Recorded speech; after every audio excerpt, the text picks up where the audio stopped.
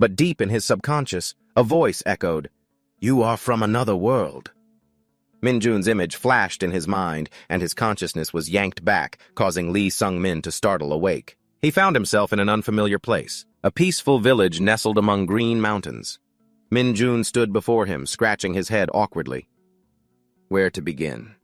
I know you must be very confused, but please calm down and listen to me. Lee Sung-min frantically checked his body, but was immediately scolded by Minjun. I told you to calm down. What are you doing taking your shirt off all of a sudden? The man focused on explaining. This world is called Area. It has swords, magic, and countless species of demons and monsters. Because of that, it's a world where everyone must fight to survive. An ambitious world that constantly summons outsiders from every dimension. And this is the first place the summoned people arrive, Canavis. An old-fashioned townscape opens up. Canavis, the starting town. Minjun curiously asked, Have you ever learned martial arts or magic before? Lee Sung-min shook his head in confusion. Never. What are those? The man glanced at him. So you're a no class. Lee Sung-min still didn't understand. It's just a title. Follow me, Minjun said coldly. I'll explain on the way. What's your name? He hesitated. Lee Sung-min. Minjun repeated, Lee Sung-min, right? Sung-min. I can't just leave you like this. You must be hungry, right? Let's talk while we eat. I'll explain everything about this world area to you. A glimmer of warmth rose in his heart. He said softly, Thank you. Minjun replied politely, It's nothing. Seeing that Lee Sung-min seemed thirsty, he handed him a bottle of water. Here, drink this. He took it and said politely, Thank you. He was immediately cut off. No need to thank me. Before the words were even finished, Lee Sung-min had already chugged it down. He swished the water in his mouth, just as the man turned around. He was met with a sudden spray of water right in his face. Minjun cried out in pain, cursing non-stop. Ah, my eyes, you bastard! What the hell do you think you're doing? He bluntly feigned innocence. Isn't this goblin paralysis poison? He spat out the rest of the water in his mouth. This poison is colorless and odorless, but there's no mistaking that foul stench. When the poison touches the tongue, it makes it swell. If it gets in the eyes, the swelling is even worse. He then poured the remaining water on the man's face. You were trying to lure naive newcomers. And sell them into slavery, weren't you? Minjun struggled. How did you... You bastard! You're not a new summon!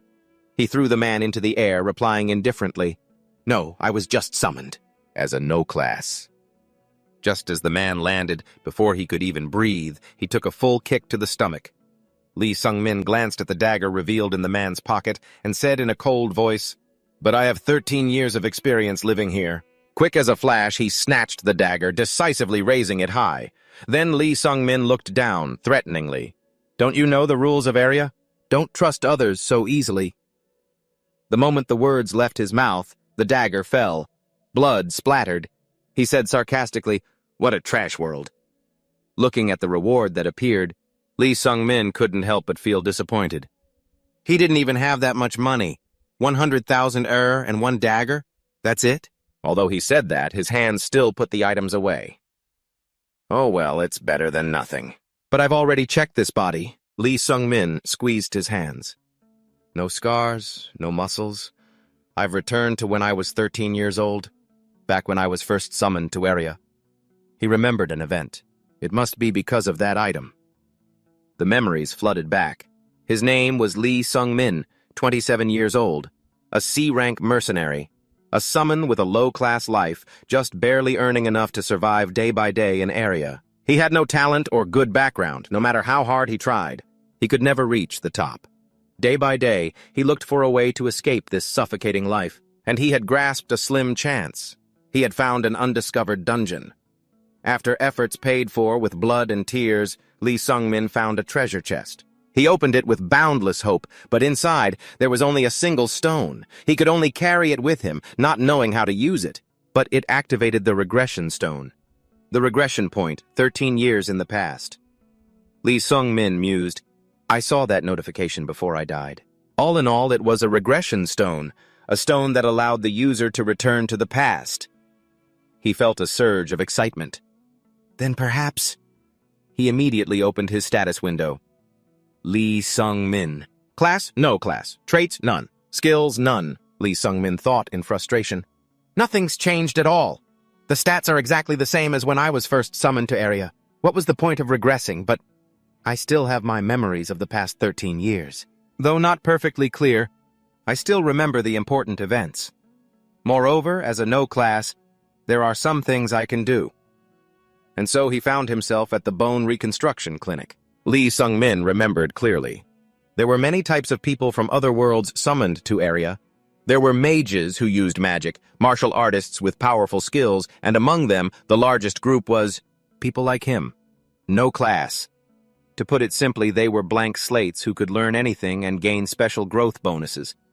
It sounds great, but in reality, they were the lowest-level individuals in the area ecosystem, possessing no abilities whatsoever. They might even die before achieving anything in area. He was also a no class who lived the life of a C-rank mercenary, enduring all sorts of hardship and ridicule for 13 years. And in the end, he died. It was a pathetic life, without a single achievement to his name. So, YGN asked him again, "You want me to reconstruct your bones?" Lee Sung-min nodded decisively. "Yes, this time. No matter what it takes, I have to become strong." After leaving the clinic, a notification panel appeared. "You have obtained a low-grade martial skeleton. You have obtained the true heavenly arts technique. You can feel pleased with yourself now. I now have 2 of the 3 chances to improve my pathetic self from 13 years ago in Synavis. A martial skeleton is a frame that allows the user to learn martial arts. I still remember that around this time, an acupuncturist named Huin Gu could create artificial martial skeletons. Although it was painful, it was free of charge, mainly for advertising purposes. This was my first chance. One of the conditions to receive a martial skeleton was to be no class and have no skills. In the past, I couldn't get one because I had already learned a skill, before I even knew about it. But in this life, I will meet every single condition to obtain a low-grade martial skeleton. A low-grade martial skeleton is the ideal frame to learn martial arts. I'll learn them much faster than any ordinary person. Lee Sung-min looked at his new body and thought to himself, "This healer will die in an accident soon, so not many no classes will get this opportunity. Now that I have the martial skeleton and the no class bonus, I'll get stronger in no time." The second chance is the amethyst cloud technique. It's a skill that allows the user to gather internal energy, the most basic cultivation technique. There are many types of cultivation techniques, and they're ranked by the stability and speed of internal energy development. Lee Sung-min tried to remember its hidden location from his past life. The cultivation technique I learned was a second-rate one, but there's a first-rate cultivation manual hidden in an old library in Synavis. The library owner knows nothing of its value, so it's sold for a ridiculously cheap price. For only 40,000 Eri, I bought the amethyst cloud technique from Seojun. And just like that, of the 3 opportunities I missed in my past life, I've already secured 2 of them, just 1 day after being summoned. The third opportunity is the prize from a tournament held in the Grand Arena a year from now. Lee Sung-min thought to himself as he walked. The standards for the match aren't high since only no classes can participate. It's best that I have this 1 year. I have to stay in Synavis to improve my skills. For now, I need a decent amount of money for lodging. I need to make at least 30,000 Eri a day. If I want to earn money while improving my skills, then I have to hunt monsters. His train of thought paused as he arrived at Han's place. The man frowned and asked, "What is it, kid? You want to buy something?" Lee Sung-min crouched down. "This shield would suit me, wouldn't it?" Han nodded. "Yeah. This shield was used by an adventurer about your size, but he kicked the bucket a long time ago. Pick whatever you like." But instead he pointed at a coat, a spear, and a throwing knife. "I want to buy these." With a completely straight face, Han asked suspiciously, I'll sell them, but do you even have the money?" Lee Sung-min replied enthusiastically, "I have 60,000 Eri." Before he could finish his sentence, Han waved him away. "Go play somewhere else, kid. These cost 300,000 Eri in total. Go on, don't stand here scaring away my customers." The boy shamelessly lingered. "Can I buy them on credit?" The old man immediately warned him. "Scram if you don't want a beating." The boy hesitated, then pointed at himself. "In that case, I'll sell my clothes. How much will you give me?" Lee Sung-min started using his silver-tongued sales pitch. "They're definitely very valuable, because this is high-quality material from another dimension. I'm sure someone will like this style of clothing. If you find the right place to sell them, 300,000 is nothing. Just as he thought he was about to close the deal, a loud laugh erupted. Han mocked him. What's with this kid? Still trying to act all innocent? Now why the long face? He asked directly. You're a no-class, aren't you? Looking so green. You want me to take pity on you and sell them cheap, right? Lee Sungmin didn't hesitate and quickly replied, That would be great. Han laughed until he cried. This shameless bastard. He generously extended his hand. All right, you can have them on credit. Take them. I don't need your filthy clothes. Ha, he said, half joking. I really like the spirit of rats struggling in despair. Even if you're a no-class, don't go dying a pointless death. Who knows, you might become a regular of mine. Once you get the money, remember to come back and pay me the 240,000 Eri. Lee Sungmin gratefully accepted them. Thank you. Finally, fully equipped, he headed for the monster hunting grounds. He touched his new items, thinking with satisfaction, survival rates depend heavily on whether or not you have armor, even if it's just a thin layer of armor. I had to take the risk to get it. An opportunity this good won't come again. I guess I'm really lucky in this life. Area is not an easy place to live, after all. He probably wants to get on my good side. Stab me in the back, perhaps? In any case, I must remain vigilant. Lee Sungmin ventured deep inside. There was no one else here. He mused, Now I'm at the hunting grounds. I suddenly remember the first time I came here, 13 years ago. Comparing my timid self from back then to my now more proficient self, Lee Sungmin mocked himself. Back then, I was just a pathetic loser. A series of notifications rang out, pulling him back to the present. You have reacquired Shadowless Phantom Steps. You have reacquired Iron Bone Fierce Fist. You have reacquired Stone Shattering Palm. You have reacquired Soul Chasing Spear. He kept searching until dusk began to fall. A sound of rushed footsteps cut through the wind. Lee Sungmin had found a monster. It turned around, startled, only to see him charging with the soul-chasing spear. Before it could react, the spear tip pierced straight through its throat, sending it flying backward. Lee Sungmin knelt, confirming the monster was dead before feeling a sense of relief. Suddenly, a sharp pain shot through him. He looked down at his hand. A large burn mark was etched deep into his skin. Only then did he remember. One-hit kill is a spear-throwing technique for the left hand. If used bare-handed, it will cause a burn. But he just clicked his tongue. Oh well, no pain, no gain. He clenched his fist and thought with confidence, even if this regression turns out to be useless, a new journey has begun. Lee Sungmin finally collected enough items. It was late at night when he returned to the inn. Jack greeted him with a friendly smile. Sungmin, you're back? Lee Sungmin walked over, holding a large cloth bag. Yeah, Jack Ajushi. This is for today's lodging fee. You seem curious about what's inside. You placed the heavy bag on the table just like usual. Jack observed the bag and asked with interest, all right. But where did you get that dimensional pouch? That thing's gotta be worth around 1.5 million, you know. Lee Sungmin answered honestly. A merchant took pity on me and sold it to me for cheap. Jack eagerly checked the items inside. Really? You've got a knack for business, kid. Let's see, goblin teeth and body fluids. After a moment of calculation, he made a decision. With this stuff, I'll let you stay here for 2 days. If you sold this to the Mages Guild, they wouldn't give you nearly this much. He counted again, then nodded. Yep, this is enough. But you know, I find you truly amazing. This made Lee Sungmin stop in his tracks. Amazing in what way? Jack recalled a few days ago when he was just a classless kid. You came to my inn and made a crazy proposal. You asked if you could use items dropped from monsters to pay for your lodging. I thought for sure you'd be dead soon, but it's already been 2 weeks. And every single day you've hunted monsters and brought back a ton of loot. Jack couldn't hide his admiration. You're amazing, truly amazing. Would you call this a natural-born talent? A normal, classless person could never be as good as you. Jack laughed even louder. With a talent like that, and you could become someone like John, right? But he suddenly realized Lee Sungmin was leaving. Hey, where are you going? We were in the middle of a conversation. Lee Sungmin was already heading up the stairs. Without looking back, he left only a single sentence behind. I'm going to rest. Remembering what Jack had just said, he clenched his fist. Talent? That's really not the right word for me because I'm completely useless. After all the suffering I went through, I ended my previous life as a mere C-rank mercenary. He checked his status window again. Lee Sungmin, classless.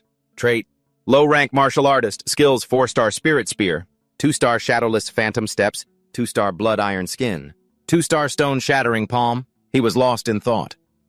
Spirit Spear, Shadowless Phantom Steps, Blood Iron Skin, Stone Shattering Palm. These are all martial arts I learned in my past life. Thanks to the trait from Area, I can learn other martial arts just by remembering how they work. I can get them back easily, but... Lee Sung-min frowned. They're just second-rate martial arts, he calculated silently. No matter how hard I train in these arts, and I'll never be able to walk my own path. His gaze stopped at the data. 2-star Stone Shattering Palm, 2-star 9 Heavens Divine Art. He just hoped he could learn the first-rate cultivation technique, 9 Heavens Divine Art. Lee Sung-min slowly sat down. But a cultivation technique is still just a cultivation technique. It must have its limits, right? He closed his eyes, focused his mind, and began to circulate his energy. I need to learn more, stronger martial arts. The next day, someone called out, stopping him.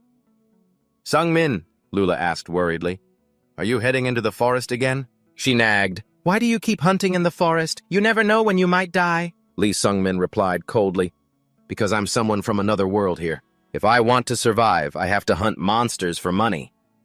To his surprise, Lula stepped in front of him and said gently, Are you an idiot? Even if you're from another world, why don't you just find a different job? Why don't you work at our inn? My father seems to like you a lot too. Lee Sung-min immediately shook his head. No, I don't know how to cook or clean.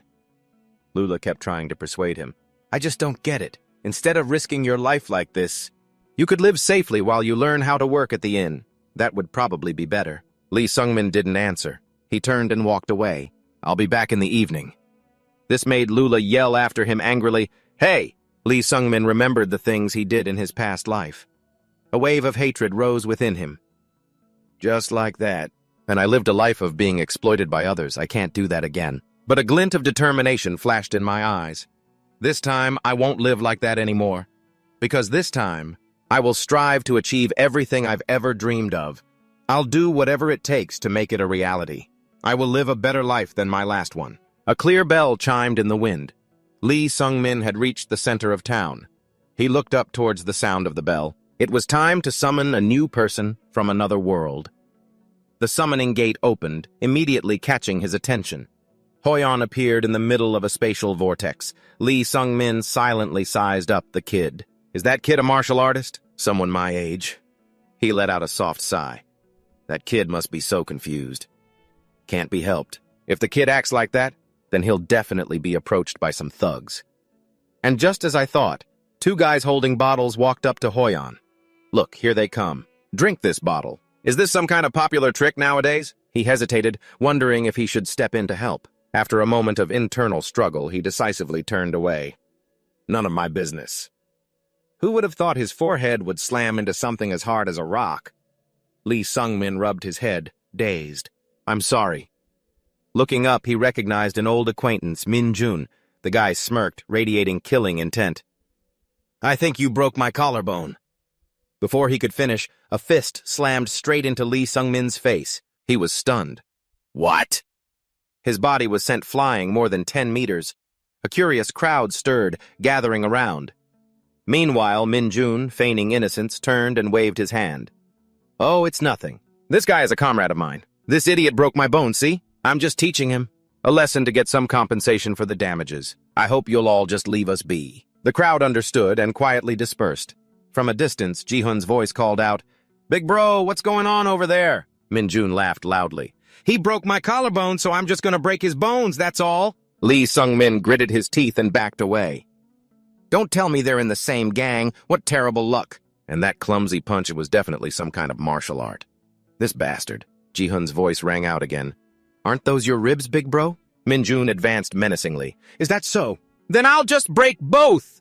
Lee Sung-min's intuition screamed at him. This is a third-rate martial artist. You can tell a fighter's rank by their martial arts. Third rate is the lowest rank, and even if you've only mastered a little bit of martial arts, you can still achieve that rank without much time. However, I'm the one who's regressed, because I can't even reach third rate.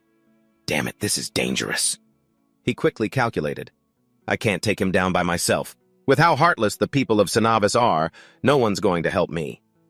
Lee Sung-min then shouted at Hoyon, "Hey, don't drink that water! It's got a paralyzing poison in it!" Hoyon froze, staring intently at him. Lee Sung-min gritted his teeth and prayed. "He's too young, so I can't expect any help from him.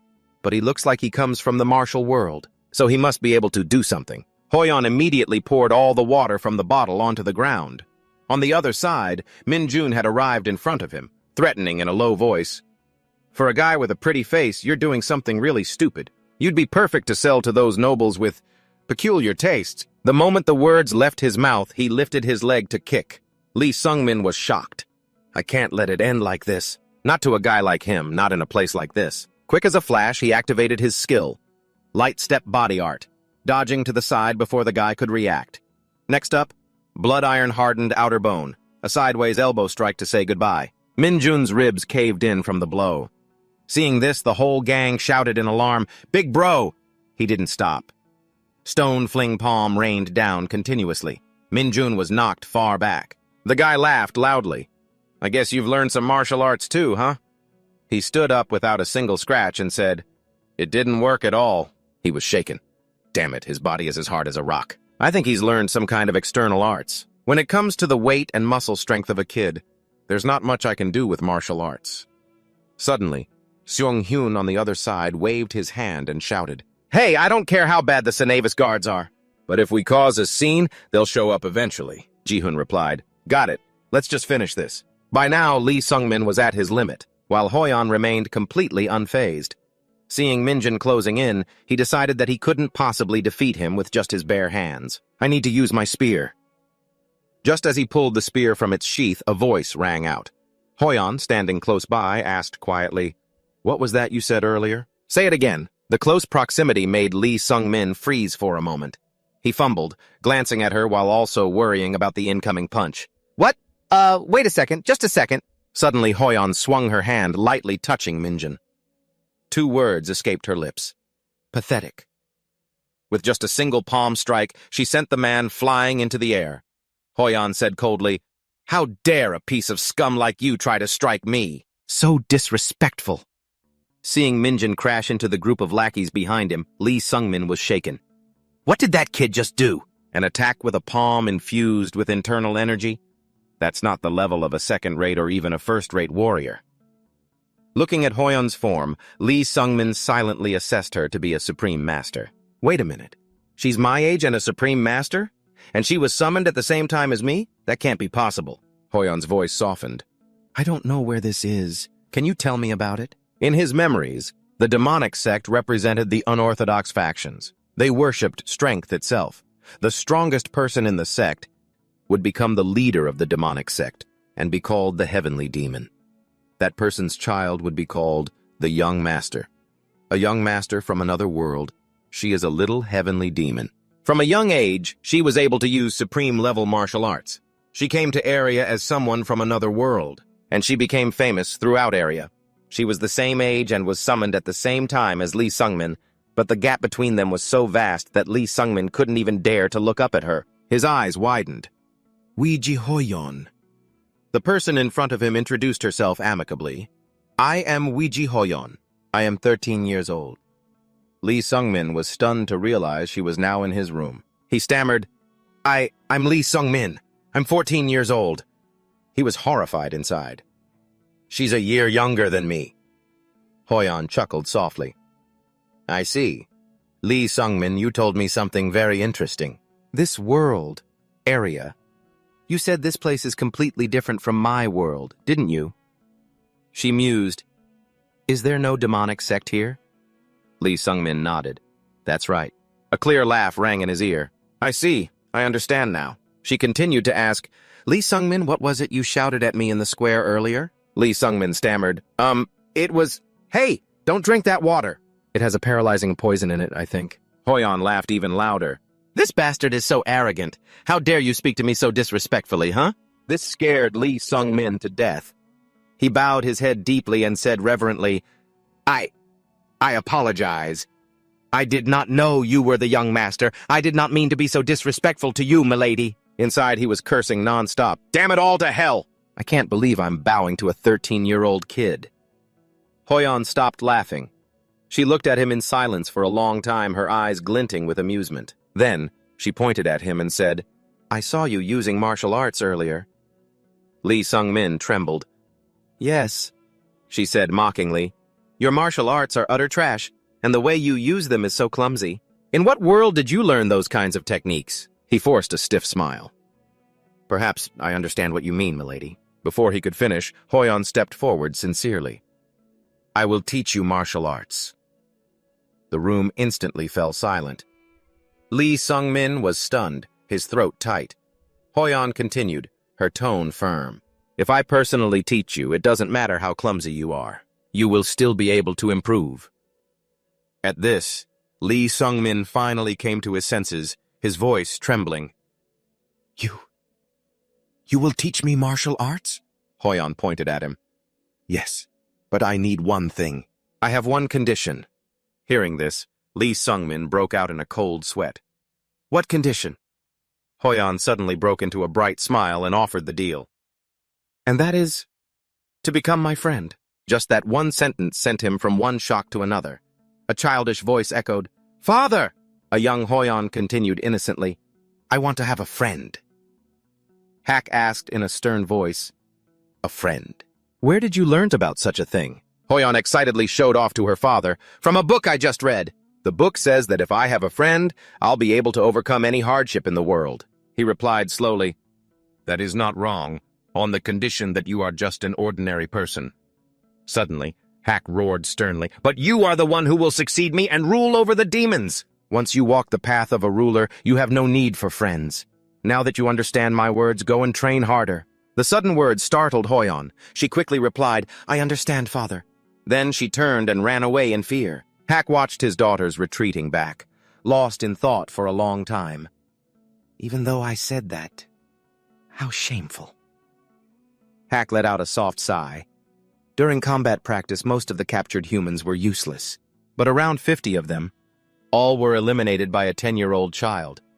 Even though she is my daughter, the skills she possesses are truly terrifying. He frowned in contemplation. It's just a bit unfortunate. If only... Back in the present, Hoyon sincerely made her offer. "Become my friend." Born as the heir to the demonic sect, she was raised with immense expectations placed upon her. Hack was always strict with her. "Please sit cross-legged again, young master." The training sessions took place from the time she was very young. Because of that, Hoyon never had time to make friends. Lee Sung-min, surprised, pointed at himself. "A friend? Why me all of a sudden?" Hoyon replied innocently, "Aren't people of the same age all friends with each other?" There really was no logical explanation for this. And so, the two of them successfully came to an agreement. Hoyon looked cheerfully into Lee Sung-min's eyes. "From now on, you will be my friend." On the outside, he forced a smile, but no one knew that inside, Lee Sung-min's world had just collapsed. "A 27-year-old like me has become friends with a 13-year-old kid." Her voice continued, "I've kept my promise to teach you martial arts, Wiji Hoyon. Therefore, I will teach you the Amethyst Cloud Secret Art." The Amethyst Cloud Secret Art is a technique from an unorthodox sect, with the unique characteristic of turning the user's internal energy into the color of amethyst. Seeing this, Lee Sung-min said confidently, "The Amethyst Cloud Secret Art? I think I should just stick to learning the martial arts of the demonic cult." But Hoyon was focused on something else. "Why are you using such formal language?" She moved closer, her face looming large in front of him. "Didn't you agree to talk casually with me, like friends?" Her overwhelming presence made him unconsciously reply, "Yes." Seeing his obedient response, Hoyon's mood instantly brightened. She said honestly, "The heavenly demon secret art that I'm practicing is only for the leader and their successor. That's why I can't teach it to you. But you won't regret learning the Amethyst Cloud Secret Art. It's a pretty good technique." She looked at him expectantly. "So what do you say?" Lee Sung-min was back at the hunting grounds. He touched an old scar, thinking, it's already been a month since then. What an ironic coincidence. I've been training in the Amethyst Cloud Secret Art under Wiji Hoyon for about a month, and with more time I can become even stronger. Now the corpses of monsters were piled up around him. Lee Sung-min wiped the blood from his face and thought grimly, my martial arts level is now somewhere between third-rate and second-rate. Compared to my past life, this is already huge progress. He imagined Hoyon appearing, her mocking voice echoing in his ears. To think you can only do this much. Oh, even with me as your teacher. You really don't have a shred of talent. It made Lee Sung-min grit his teeth and push the thought away. Shut up! Just then, his attention was pulled in another direction. Should I collect the loot after winning? His pupils contracted sharply. Just in time, he leaped high into the air as a large monster appeared. He landed lightly, gripping the spear tightly in his hand. Lee Sung-min thought to himself, "What is this? If I hadn't been careful, I would have been in real trouble." He stared at the ferocious monster, a name stirring in his mind. A dungeon ogre. His eyes darted around constantly. His intuition told him it was alone. Are there any more? After confirming the dungeon ogre was by itself, he launched a palm strike, the amethyst cloud's secret art, straight into its chest. The dungeon ogre was heavily wounded, blood staining the ground around it. Seizing the opportunity, he finished it off on the spot. A sense of pride swelled within him. Killing a dungeon ogre is no longer a problem for me now. Hoyon's voice teased him again. Looks like you're proud of yourself for killing just one dungeon ogre, huh? He seethed internally. Shut up! He knelt, looking closely at the dungeon ogre, a doubt suddenly forming in his mind. But dungeon ogres don't live around here. So where did this one come from? Suddenly a voice rang out from behind him. You've got good skills for someone so young, warrior. Seeing Hiriam approaching, Lee Sung-min immediately became wary. He asked, Who are you? Hiriam clasped his hands. Oh, my apologies, I am Hiriam, back in the Central District. I had the nickname Orchid of Ruined Sword. Seeing the sword hanging at the man's hip, he asked cautiously, What do you want from me? Hiriam seemed momentarily flustered. Well, about that. Then he pointed at the monster and said, I'm here because of some issues related to the dungeon ogres. Eventually, Lee Sung-min returned to town with him. Sanrang looked him over and said in surprise, Isn't he too young? Hiriam immediately hyped him up.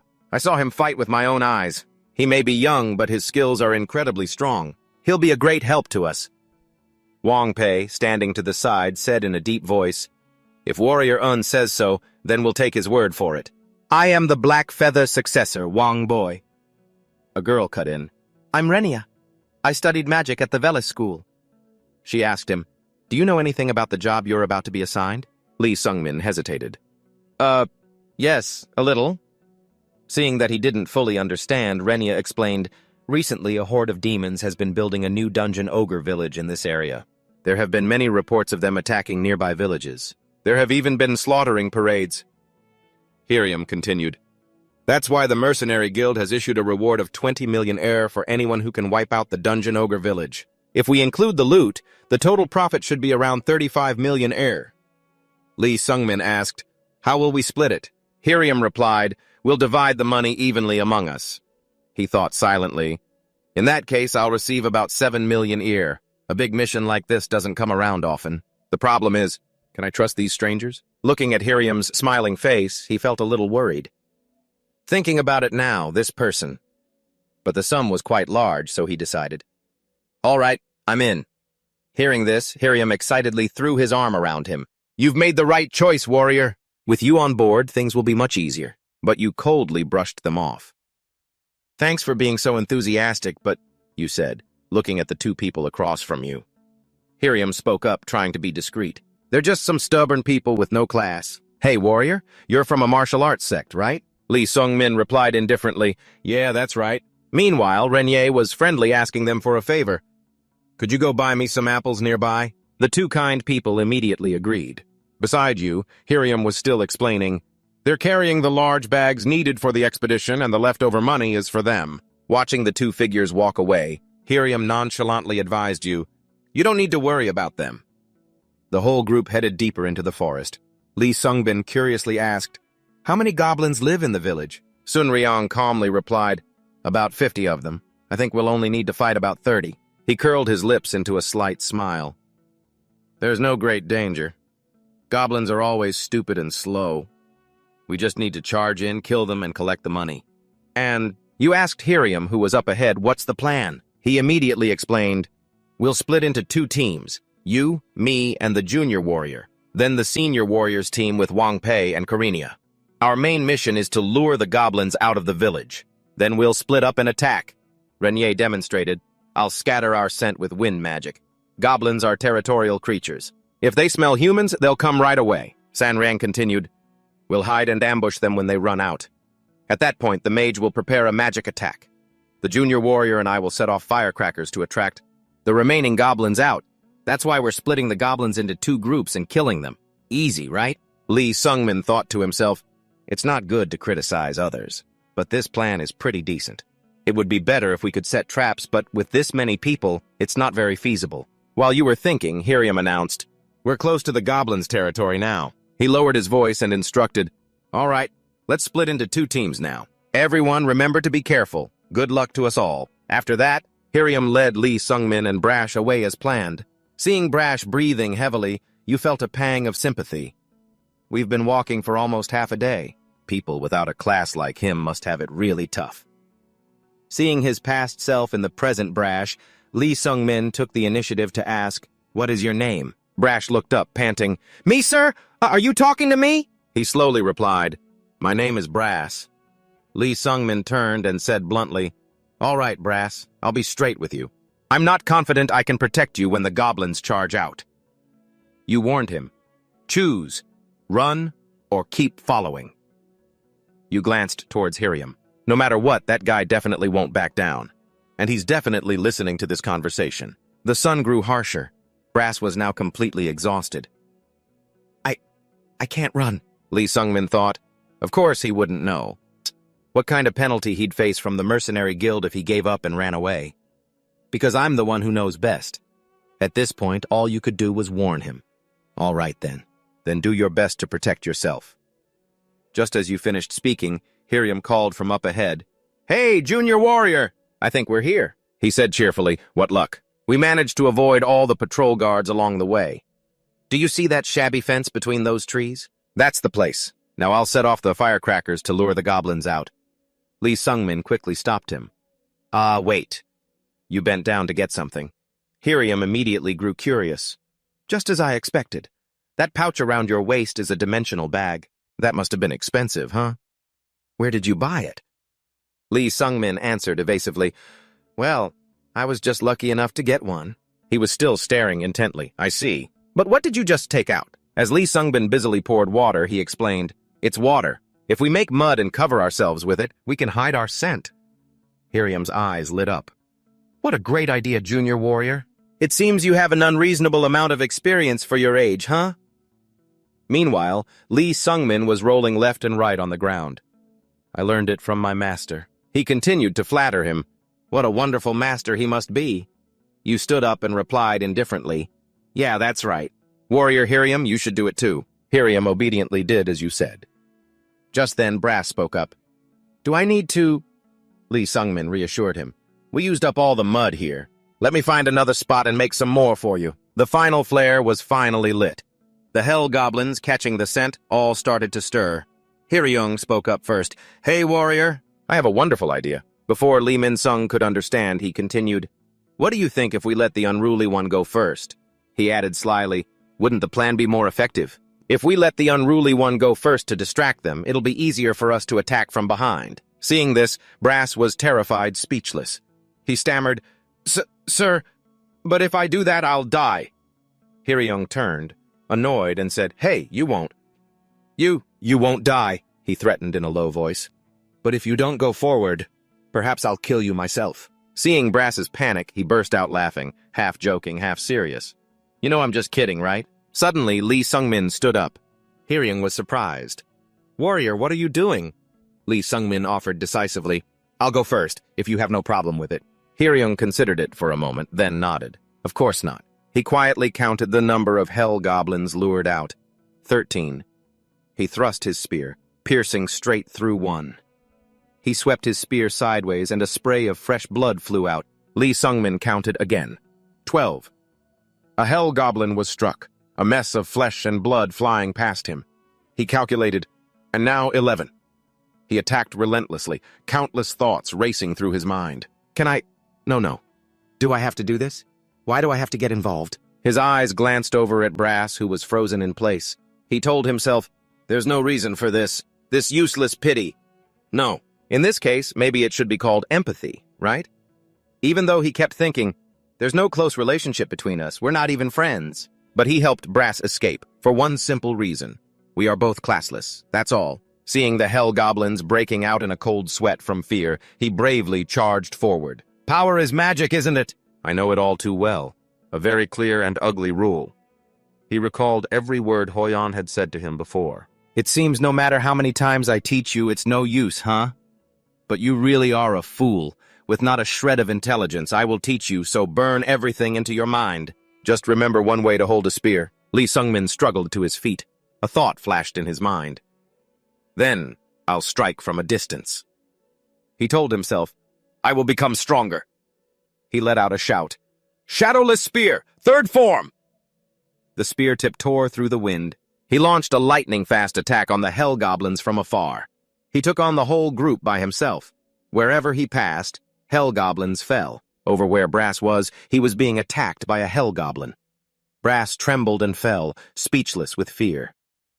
When he opened his eyes, he saw the hell goblin had been pierced through by the boy. Lee Sungmin stood before him, panting heavily, along with Hyeryung. He had finished them all, returning silence to the forest. A hell goblin's ear was cut off. Hyeryung calculated, with this one, that makes a total of 13. He turned to Lee Sungmin and said, We hunted so many thanks to you. I've cut off the hell goblin's ears to submit as proof. The other group must have finished their mission by now. He gathered all the hell goblin ears, stuffed them into a bag, and casually threw it to Brass from a distance. Hey, porter over there, hold on to this carefully. He obeyed. Yes, sir. Hyeryung dusted off his hands and announced, Now, we should go meet up with the others. Lee Sungmin nodded and followed. As he passed Brass, he suddenly heard a very quiet voice.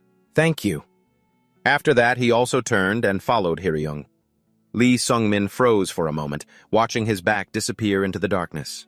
The sky had turned to night. Sanrang sat on a rock, grumbling, When is the other team going to get here? They should have been here sooner. Just then, he saw 3 people approaching. He called out, Oh, there they are! Is everything all right over there? Did you handle everything here? We finished everything a long time ago. Seeing as you're all covered in dirt, you must have had a tough time, huh? In his heart, he thought contemptuously, You're ugly as hell, too. Hyeryung chuckled softly. A tough time? Thanks to this little warrior here, it was an easy game for us. His eyes flickered towards Gwangbaa, implying, Actually, the real problem is just beginning. Hearing that, Lee Sungmin's expression changed instantly. Suddenly, a hand shot out, a dagger piercing straight through Renier's chest. She was stunned and horrified. It all happened so fast she couldn't even utter a word. The one who attacked was Gwangbaa. Seeing this, Sanriang froze in fear. Not noticing that behind him, Hyeryung had raised his sword. He swung down decisively but was blocked by the tip of Lee Sungmin's spear. Hyeryung growled, Don't interfere! Old memories flooded back. He too had been ordered around like this once. Hey, you classless brat! Hurry up! If you want more money, then drag your ass and move faster! The sun that day was scorching hot. He was no different from Brass. Carrying a pile of luggage, he resignedly obeyed. Suddenly, he saw a crowd gathered in the square. Jaehoon said loudly, What, you've never seen something like this before? It's an execution. He was curious. An execution? Jaehoon stopped, smirking from a distance. That guy's tough. I heard he's a mercenary from Murim. The guy killed all his comrades to take the huge reward from some mission for himself. Unlucky for him, he got caught. And now it's over for him, just like that. Lee Sungmin stared intently at the prisoner and said softly, Is that so? And the prisoner who was executed that year was Hyeryung, standing right before him. Back in the present, he casually walked forward. Well, this little brother of mine is full of surprises. You're faster than I thought. It's as if you already knew everything. He had no idea Sungmin was thinking to himself. Of course I did. I saw you get executed in my past life. Even though it happened 13 years ago, I still remember it vividly. It was the first time I'd ever witnessed an execution. Hyeryung gritted his teeth. Doesn't matter. I saw you fight those dungeon fiends. Your skills might be impressive for your age, but you're still not good enough to take me on. With that, he charged forward with his sword. Lee Sungmin focused, analyzing him. He's a second-rate martial artist. A tough opponent for someone like me who's on the verge of becoming one, but I can read his movements. Looking at that stance, he's probably planning a diagonal slash. In that case, I'll use the length of this spear to counter. The tip of the spear shot forward, and an explosive pressure erupted, knocking him back. Lee Sungmin tightened his grip on the spear, a slight smirk on his lips. Who did you say wasn't good enough? In my past life, I struggled between life and death. In this one, I was personally trained by the little heavenly demon. How could he possibly be a pushover? Hye-young shouted in frustration, "Impressive! But what else can you—" He couldn't even finish his sentence before spitting out a mouthful of blood. He clutched his neck in fear. What the hell? Across from him, Lee Sungmin's lips curled into a smirk. It's poison, you idiot. I mixed a slow-acting poison into the mud earlier. Since you weren't directly infected, it probably won't be fatal. But seeing how your hands are shaking, I don't think you can even block a blow from someone. Weaker than you. As soon as he finished speaking, he lunged forward. How about it? Mr. Martial Arts Master! Suddenly, his steps halted. Hye-young had placed his sword against Brass's neck. He threatened loudly, Hey, you brat! If you take one more step, this porter won't live to see tomorrow. He calculated, this brat seems to care about the porter. That means he has a soft spot for saving others. If so, he won't dare to move forward. On the contrary, Lee Sungmin was cursing him internally. Is that guy an idiot? Does he really think taking a hostage will do any good? He took another small step, causing Hye-young to panic. Hey, I told you not to move! Right now, many thoughts were racing through his mind. I've been a mercenary for so many years. The only reason I helped that porter is because I saw my past self in him. He glanced at Hye-young, who was panicking and acting recklessly, and pulled himself together. Damn it, stop overthinking and get back to reality. Fighting nonstop has drained my energy. Normally, I could have stabbed him before he could even move, but not now. If I try, I'll be counter-killed instantly. Then he saw the other side. Wang Pei and Sang Rian had also started fighting. Lee Sungmin worried silently. I'm not sure how long the poison will be effective. I have to conserve energy in case the monkey loses. He made his decision. I can't waste any more time. I have no choice now. Suddenly, Brass let out a pained smile. He threw himself backward, causing the staggering Hye-young to lose his balance. Brass slammed his full weight into the man's chest, trying to hold the sword tight. Lee Sungmin was horrified. Brass! Hye-young was pinned to the ground by him, cursing helplessly. You bastard! You're just a lowly porter! How dare you! Get off me! He frantically grabbed for the sword. He stabbed him hard in the side. He growled out each word. This is why I told you to get away. As soon as he finished, he saw Lee Sungmin standing before him. Sungmin's face was as dark as a demon's, making him beg in terror. Wait, warrior, listen to me! But before he could finish, the spear plunged down. On the other side, Sang Rian had also finished off Wang Pei. He turned to look at Sungmin. In that moment, a shadow fell over him. No one knew his heart was breaking as he looked at Brass lying motionless on the ground. He felt immense pity. In the end, he had rewritten the fate of Hye-young and Wang Pei's execution. They brought us to the Mercenary Guild, where Sang Rian and I split the 35 million Eri reward, along with the money we looted. Hye-young was thrilled to see Lee Sungmin open the door. Oh, you're back, she asked caringly. You're home late today, aren't you? He replied wearily. Yeah, I had to earn some money. He was dejected. Without even changing his clothes, he collapsed onto the bed, his mind still replaying what had just happened. If only I'd had a little more energy, Brass wouldn't have had to die. Damn it, I don't want to do anything I'll regret in this life. Hey. Unexpectedly, Hye-young was looking down at him. She asked, Did you kill someone? Her words stunned him. How did you know? The smell. Hye-young brought a hand to her nose. I can smell blood on you. Lee Sungmin was silent for a long time before finally explaining. It was a second-rate martial artist. He tried to kill me, so I killed him in self-defense, that's all. As soon as he finished, Hye-young spoke up. What are you trying to hide? She looked him straight in the eye. What exactly are you hiding? Lee Sungmin immediately shot up in bed. He forced himself to stay calm and replied to Hye-young, What are you talking about? That's a strange thing to say. What would I have to hide? Is the strange thing you're talking about the fact that someone with no achievements like me could defeat a second-rate martial artist? Hye-young waved his hand dismissively. That's not it. If you've studied the forbidden death arts, then winning is certainly possible. She bluntly praised him. You're very special. Hye-young slowly recounted the things he had seen while wandering the streets. I've tried very hard to understand this world. I've seen many things. and I've come to know the circumstances of the classless. Recalling the sight of a man picking leftover food from a trash can, she continued, most of them are pathetic, but it's understandable. Humans don't think twice about killing a bug after all. And yet, they hesitate so much when it comes to harming a small animal. Hoyon stood up straight, his eyes locked onto Lee Sung-min. But you, on your very first day, the first day you were summoned here, you went straight to the forest to hunt monsters? Lee Sung-min frowned. Is that so strange? If I didn't, it would have been hard for me to survive. Hoyon replied, logically, that's true. But have you considered that the other classless people don't do that because they can't even comprehend it? They understand perfectly well, but they can't bring themselves to prioritize their own lives to the point of taking another corresponding life. Even if you weren't classless, how could a 14-year-old kid like you do that on your very first day? He said evasively, I just adapt a little quickly, that's all. Hoyon chuckled softly. You're really good at dodging questions. In that case, I'll tell you my second point. Lee Sung-min was curious. There's more? Hoyon's next words hit him where it hurt. You have no talent whatsoever. If I teach you 10 things, at most you'll only understand 3 or 4, right? Seeing him sulking, she called out, Hey, look here! The strange thing is, you've only been learning the spear for 2 months. But your spearmanship is excellent.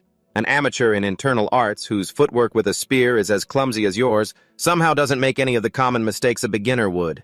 How can someone with no talent learn martial arts at that speed in 2 months? Hoyon asked bluntly.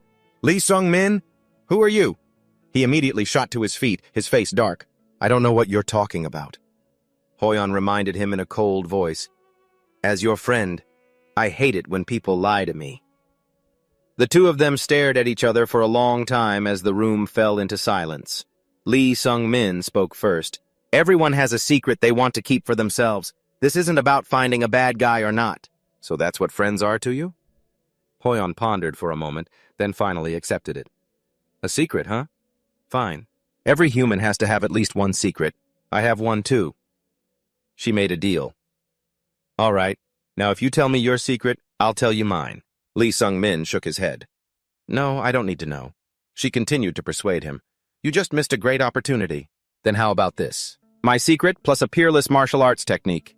Spearmanship or movement skills, which one do you want? Lee Sung-min sighed. Even if you taught me, I don't have enough talent or internal energy to use it properly. Hoyon crossed her arms and thought for a moment. Suddenly, she had an idea. Then how about this?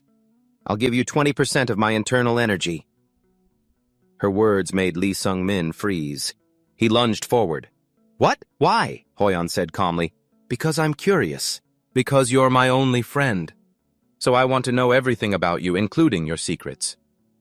Her eyes shone with sincerity. That's what being friends means to me. Is that still not enough? Lee Sung-min was silent for a long time. Finally, he said, Just promise me one thing. Hoyon asked, What is it? If I tell you my secret, you won't kill me. Lee Sung-min bargained. Hoyon immediately agreed. Doesn't that go without saying? Why would I want to kill my friend? She scratched her head. Anyway, we've decided to exchange secrets. So I'll start first. She's a woman. Hoyon yanked off her hair tie, and her long hair cascaded down her shoulders. Lee Sung-min was shocked, his eyes wide open. This secret was beyond his imagination. Hoyon said nonchalantly, Why are you so surprised? My father wanted me to do this for the sect, because only a son can become the leader of the demonic sect. My father wanted me to follow this path, so he had me live as a boy. Seeing that Lee Sung-min still couldn't accept the truth, she continued, I've gotten used to living like this. So until now, no one knew I was a woman. That's my secret. Now it's your turn. He held up a hand to stop her. Wait a minute. I need to sort out my thoughts. He suggested, First of all, starting tomorrow, let's use separate rooms. Hoyon asked innocently, But why? Lee Sung-min took a deep breath, mustering all his courage, and confessed, I've been reborn. Hoyon's pupils contracted. She said angrily, What kind of nonsense are you talking about? Just like that, the two of them argued all night. Finally, Hoyon said thoughtfully, So that means, you're saying you died and were reborn in the past? That's pretty hard to believe. But I can believe you. So that explains all your weird behavior. If we were in the Central District, getting eliminated would be nearly impossible. But this is another world. So I guess anything is possible. Why would you think I'd kill you after hearing this? Lee Sung-min said slowly. even though on the outside I only look 14 years old. On the inside, I'm already 27. Aren't you upset? I lied to you that we were the same age, Hoyan replied nonchalantly. What's the big deal? She looked straight at him. Listen carefully. From the very beginning, the one who approached you, promised to teach you martial arts and said we were friends, was me. You didn't lie to me at all. In fact, you were just trying to please me, so I have no reason to kill you or end this friendship. Hearing her words, Lee Sung-min couldn't help but freeze as her clear voice rang in his ear. We've been together for 2 months now. During that time, I've already accepted you as my friend, she smiled, because to me, that's what friends are. Is that still not enough for you? Lee Sung-min was incredibly moved. He bit his lip and said, Thank you. For the first time since being reborn, he shed tears. Thank you, Wiji Hoyan. To lighten the mood, Hoyan continued. Besides, I am a little sad that even after living through 2 lives and having all those years of experience, your skill level has only reached this point, right? I have a lot of questions for you, but let's put that aside for now. She immediately stood up and said excitedly, From now on, I'm going to transfer my internal energy to you. According to the books, internal energy is the energy accumulated in a martial artist's body. When a martial artist uses this energy, they can gain supernatural powers. Because there are very few ways to increase internal energy besides cultivation techniques. All martial artists must spend their entire lives refining and accumulating it. Because it's so precious, Hoyan proactively offering to transfer her internal energy to him was an extremely rare thing. She said softly, Your meridians aren't very clear. Transferring internal energy is very rare, she exclaimed. There are so many impurities accumulated in your body. After checking his constitution, Hoyan reminded him, 14 isn't exactly early to start learning martial arts, you know. But whatever, I'm going to transfer 20% of my internal energy to you now. How much of that 20% you can keep is up to you. Use the Amethyst Cloud Secret Art. With that, Hoyan struck his back with a powerful palm. Lee Sung-min gritted his teeth, enduring the sudden numbness. A moment later, he could feel it clearly. The energy inside him was surging like an electric current. Hoyan, exhausted, asked, How do you feel? At that moment, Lee Sung-min, his entire mind was focused on the changes in his body. Lee Sung-min thought in astonishment, This is only 20% of her internal energy? This is even more than I accumulated in my past life. Hoyan asked again, How much did you keep? Lee Sung-min guessed, About half, maybe? Hoyan nodded. Half? Don't feel too bad. The remaining internal energy will clear out your meridians. If you keep using the Amethyst Cloud Secret Art, you can make that internal energy your own. As soon as she finished speaking, she collapsed. Lee Sung-min was startled and turned around. He saw her sprawled on the ground and asked anxiously, Are you all right? Hoyan reassured him, Don't be so dramatic. I'm just a little tired. Afterward, he helped her to the bed to rest. After a moment of silence, Lee Sung-min asked in a low voice, Why would you sacrifice so much for me? She gave the same answer as before. Because we're friends. You don't need to feel pressured. I don't need anything from you. I'm just doing this for my own satisfaction. She whispered to herself, That's right. For my own satisfaction. Suddenly, Hoyan raised her voice and said, I told you I'd teach you another martial art, didn't I? Right? I'll pass on a suitable spear technique to you. This made Lee Sung-min freeze. You're going to help me again? She thought for a moment and said, The 9 heavenly spears that the Spear King used 100 years ago seems about right. It'll be hard for you to learn with your level of talent, so I'll downgrade it to a suitable level for you. Seeing his bewildered face, Hoyan repeated, How many times have I told you this? Don't feel guilty. This is just for my own satisfaction. More accurately, she looked at him, her gaze softening. For the first friend I've made in 13 years, I can't let you die as uselessly as you did in your past life. Those words made Lee Sung-min choke up. He softly called out, Wiji Hoyan, thank... Before he could finish, she swung her hand and hit him. Friends don't bow and thank each other. He rubbed his cheek and said tremblingly, What if I just bow a little? Hoyan grabbed the back of his neck and said commandingly, I don't like that. Then she pulled him down to lie next to her. Instead of things like that, I want something more interesting. He stammered, Interesting... Like what? Model. She looked straight into his eyes, speaking mesmerically. Like, for instance, the story of your past life. That's right. What kind of person was I in your past life? Lee Sung-min tried to recall. What kind of person you were? He thought for a long while before answering. I was too busy trying to survive, so I only heard about you through rumors. I heard that you ruled from the peak of area, with overwhelming power. Suddenly she giggled. Really? I did pretty well for myself, didn't I? I really am something else. He continued to reminisce. And after you were summoned, you left the city within a month and disappeared for about 3 years. Hoyeon guessed. Perhaps I went traveling during those 3 years? Lee Sung-min was curious. Traveling? She nodded. The thing I desire most is freedom. Being part of the demonic sect means you only have freedom within the sect leader's control. She pointed at him and said cheerfully, That's why when I was summoned to this world, I was so happy to have a friend like you. Before he could ask another question, she continued in a rush. I'll be leaving in a month. I'm going to enjoy this world and my freedom. After I teach you the 9 heavenly destruction spears for a month, I'll go traveling just like in my past life. What about you? She tilted her head, looking at him. The Lee Sung-min of this life. What kind of life do you want to live? Such a sudden question made him sink into deep thought. How do I want to live? Recalling the broken moments of suffering and resignation from his past, he said softly, A better life than my last one. Hoyeon rested her chin on her hand and said softly, Is that so? That sounds so vague. Instead of something so vague, do you have a goal? Lee Sung-min was flustered. I don't know. Hoyeon gave him more time, advising, Think about it, and tell me when you figure it out. Suddenly, she sat up straight. I'm so curious about your past life. Tell me about it. Lee Sung-min scratched his ear in embarrassment. There's not much to tell.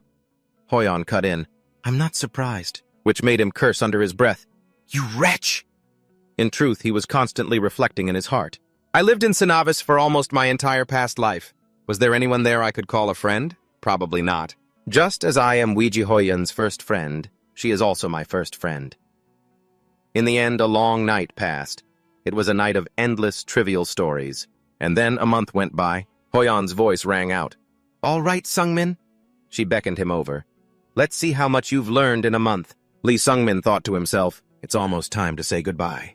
After this mock battle, Weiji Hoyeon will leave. He shouted, In that case, I'll fight with everything I've got. She smirked and pointed at him. Of course you have to give it your all. Do you think you can fight me half-heartedly with that little bit of skill? Her words hit a nerve. Lee Sung-min roared and charged straight at Hoyeon.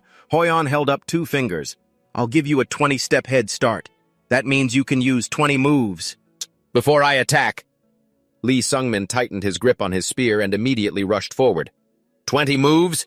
Which ones should I use? He remembered Hoyeon once saying, The methods of the 9 Heavens Peak Spear Arts are very suitable for you. It's called the Sung-min style 9 Heavens Peak Spear Arts. At the time, he had been skeptical. What a weird name. Hoyeon had replied smugly, Well, I improved it just for you. So it has to have your name in it, right? That night, he had vehemently protested the name, but in the end, he still learned it. He began to calculate. Within the Sung-min style 9 Heavens Peak Spear Arts, the techniques I use can be combined with the moves of the soul-chasing arts. Should I use this one first? He activated the soul-chasing arts.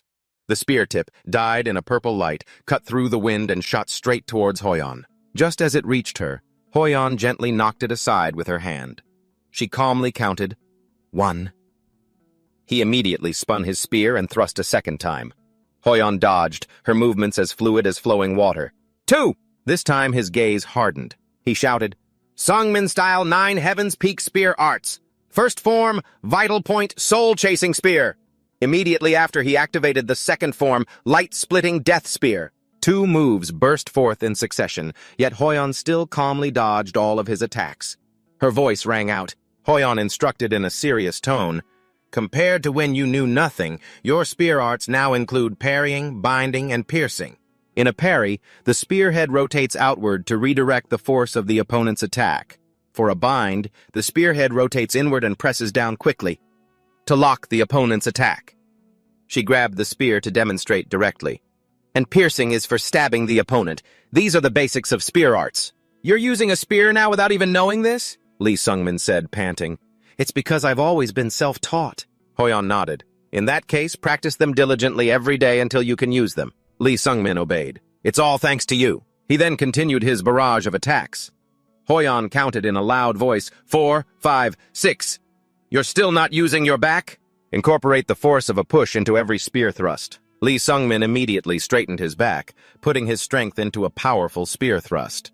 Hoyon remarked with feeling, 7, a little better, a little... Damn it, he thought, gritting his teeth. Is the gap in our strength really this huge? I managed to reach rank 2 thanks to the internal energy Hoyon gave me, but she can still block everything with just her right hand.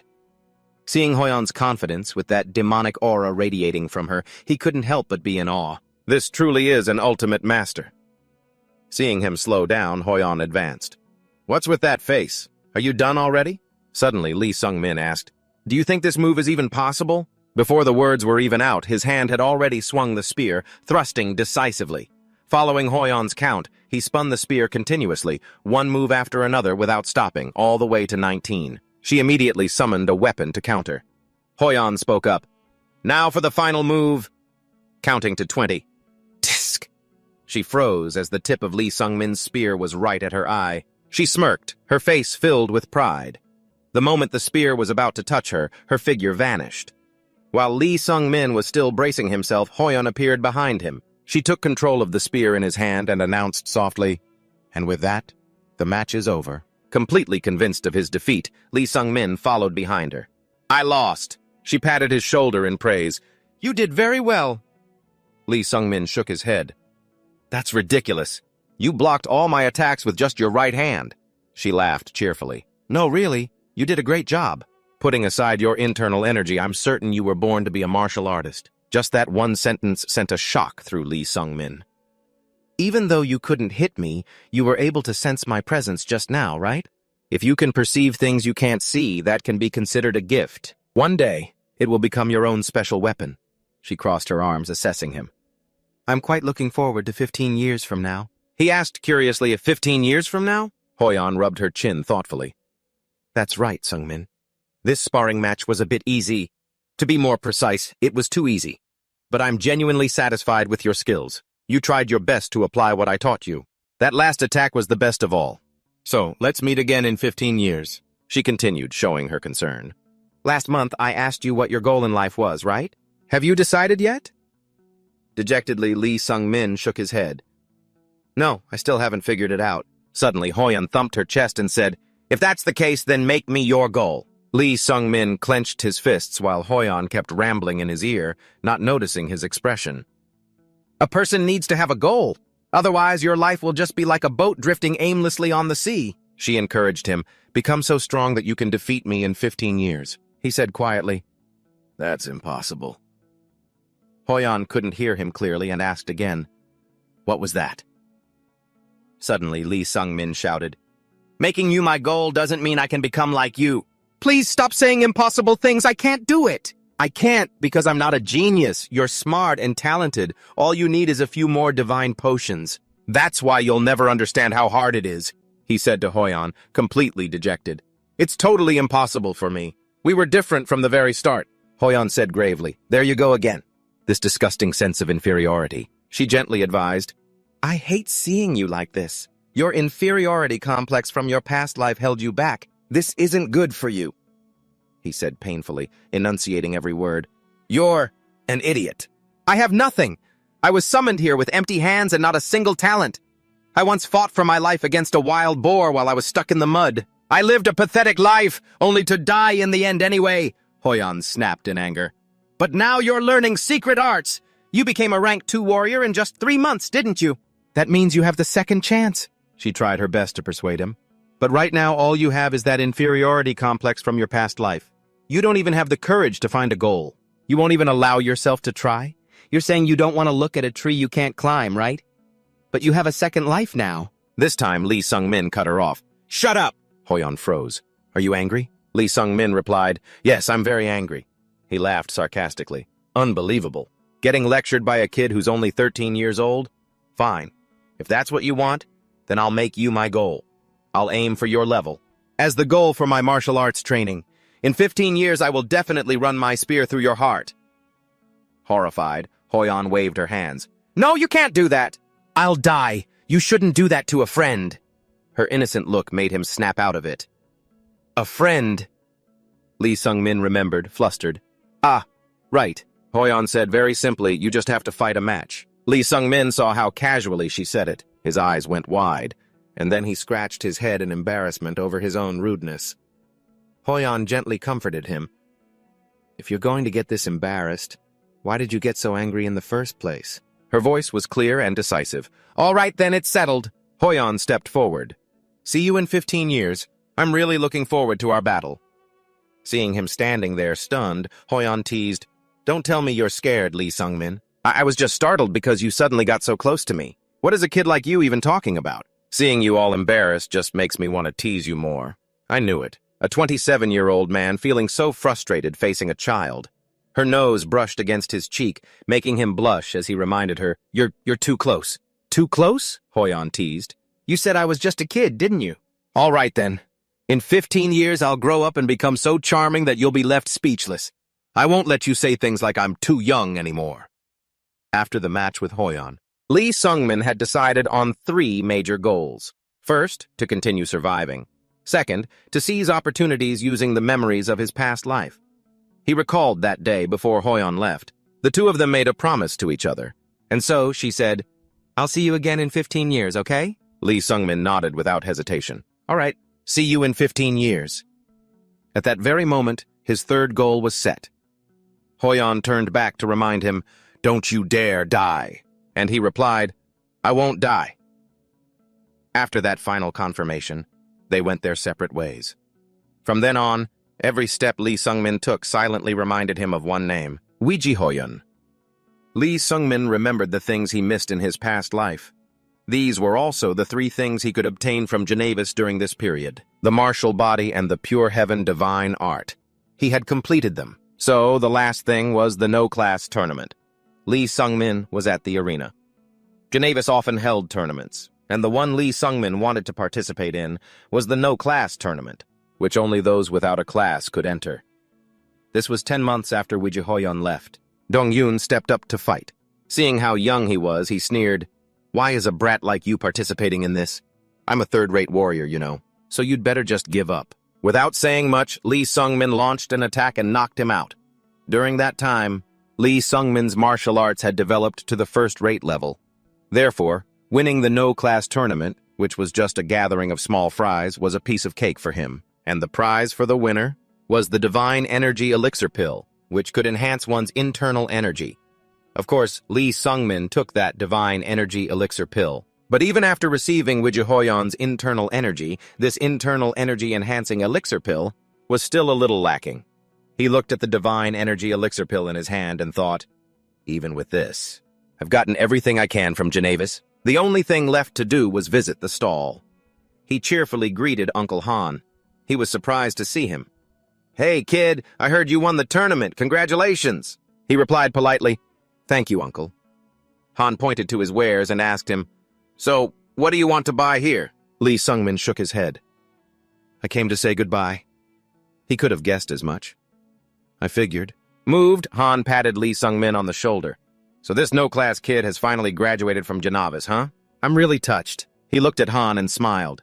It's all thanks to you, Uncle. He encouraged him, If you're leaving this city, you'll probably do just fine.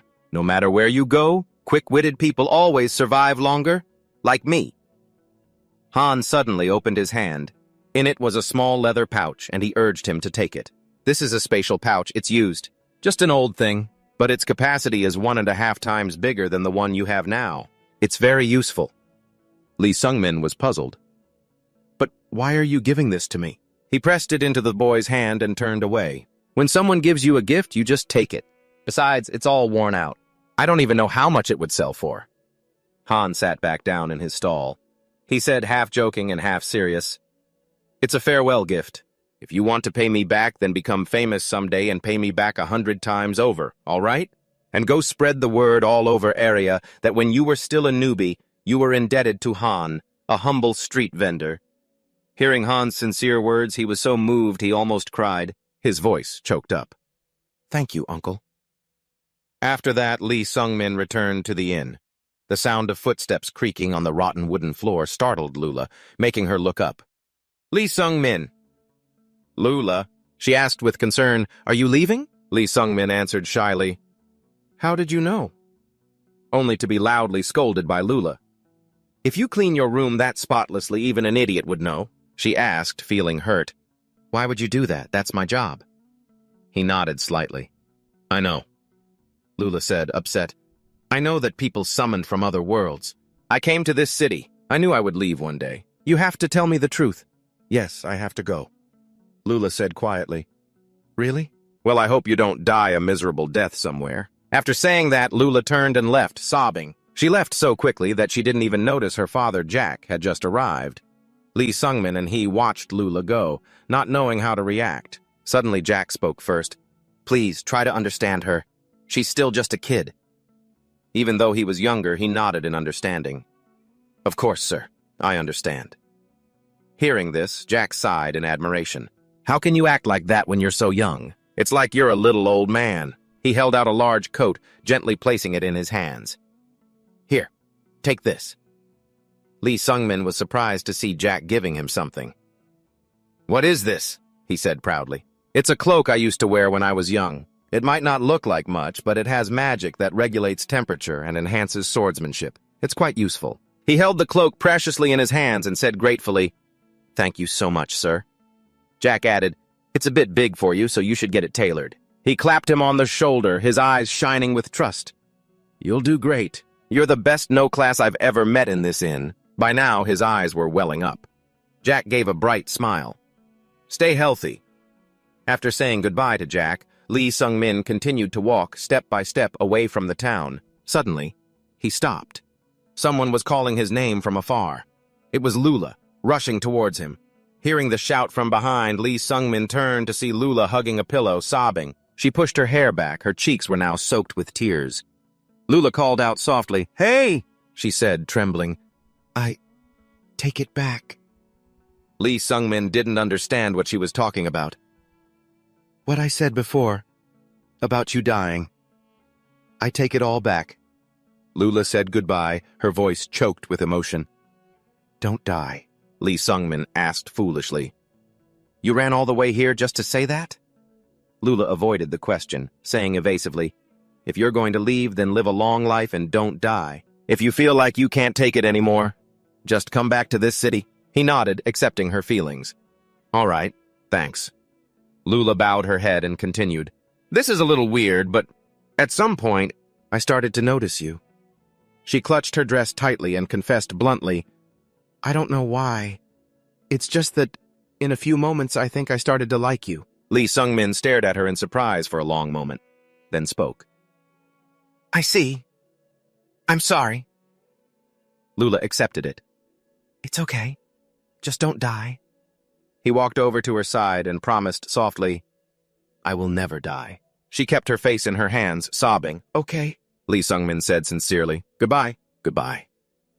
In the end, there was nothing left to hold him here. As Lee Sung-min walked, he thought, "In my past life, it took me 3 years to graduate from Geneva. But this time, it only took me a single year. And while I had no memories of my past life then, this time, I've gained so many precious moments." He glanced back at the town of Genavis and thought to himself, "Will I ever come back here someday?" The reminder still echoed in his ears. Don't die. I will never die. The first person he met after leaving town was Taehyun. The old man said coldly, "It's been a long time since I've seen a student this young. Welcome to Mount Mercy. What kind of restriction do you wish to receive?" He looked straight at Taehyun, thinking relentlessly, "To do that, I need to become stronger."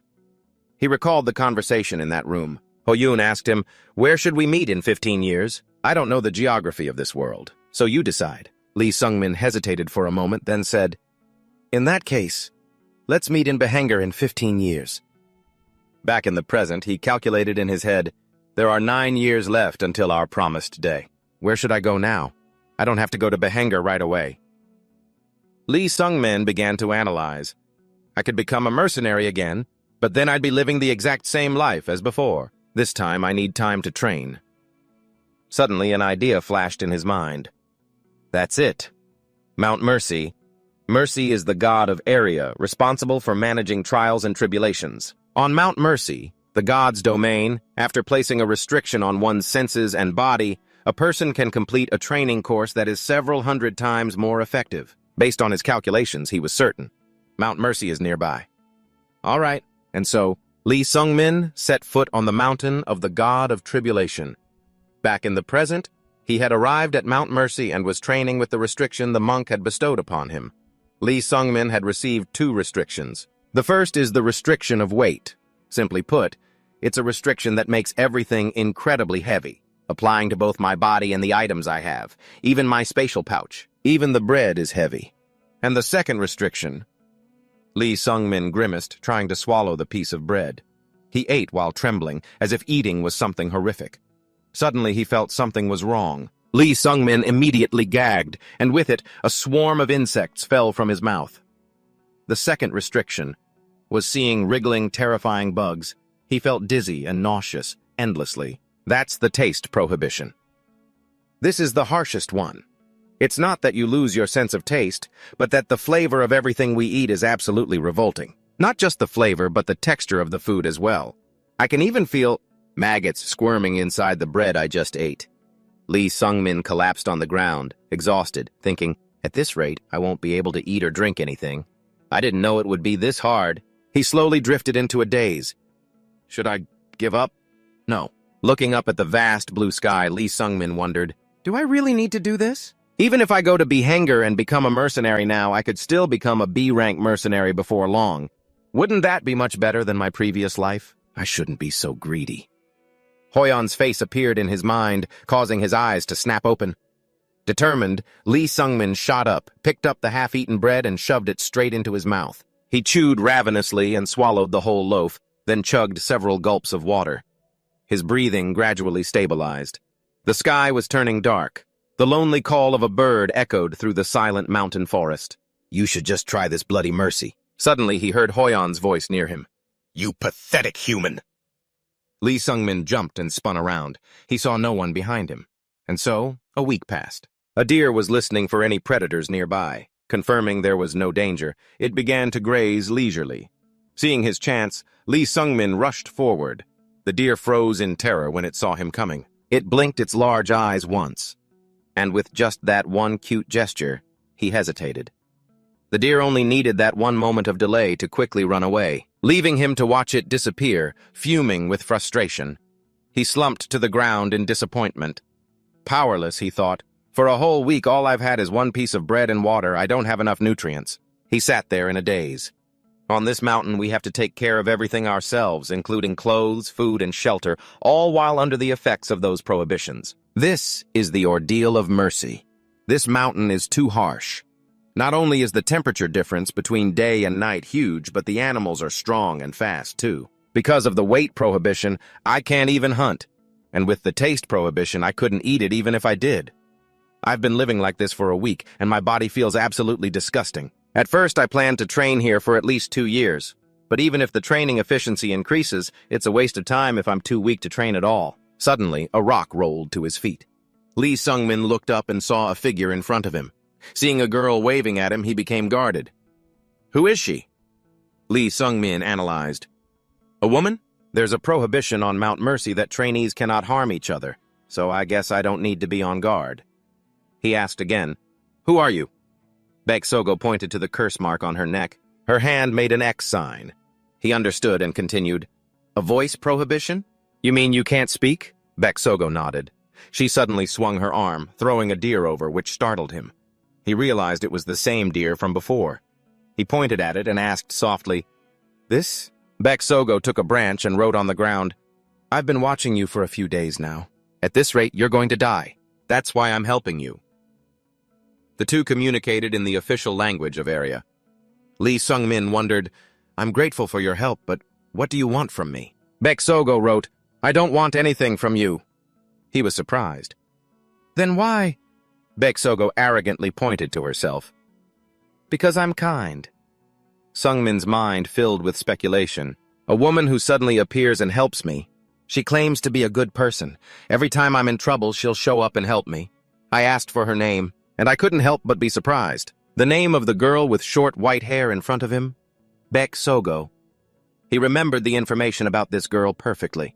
I know that name, and it was a famous name in my previous life.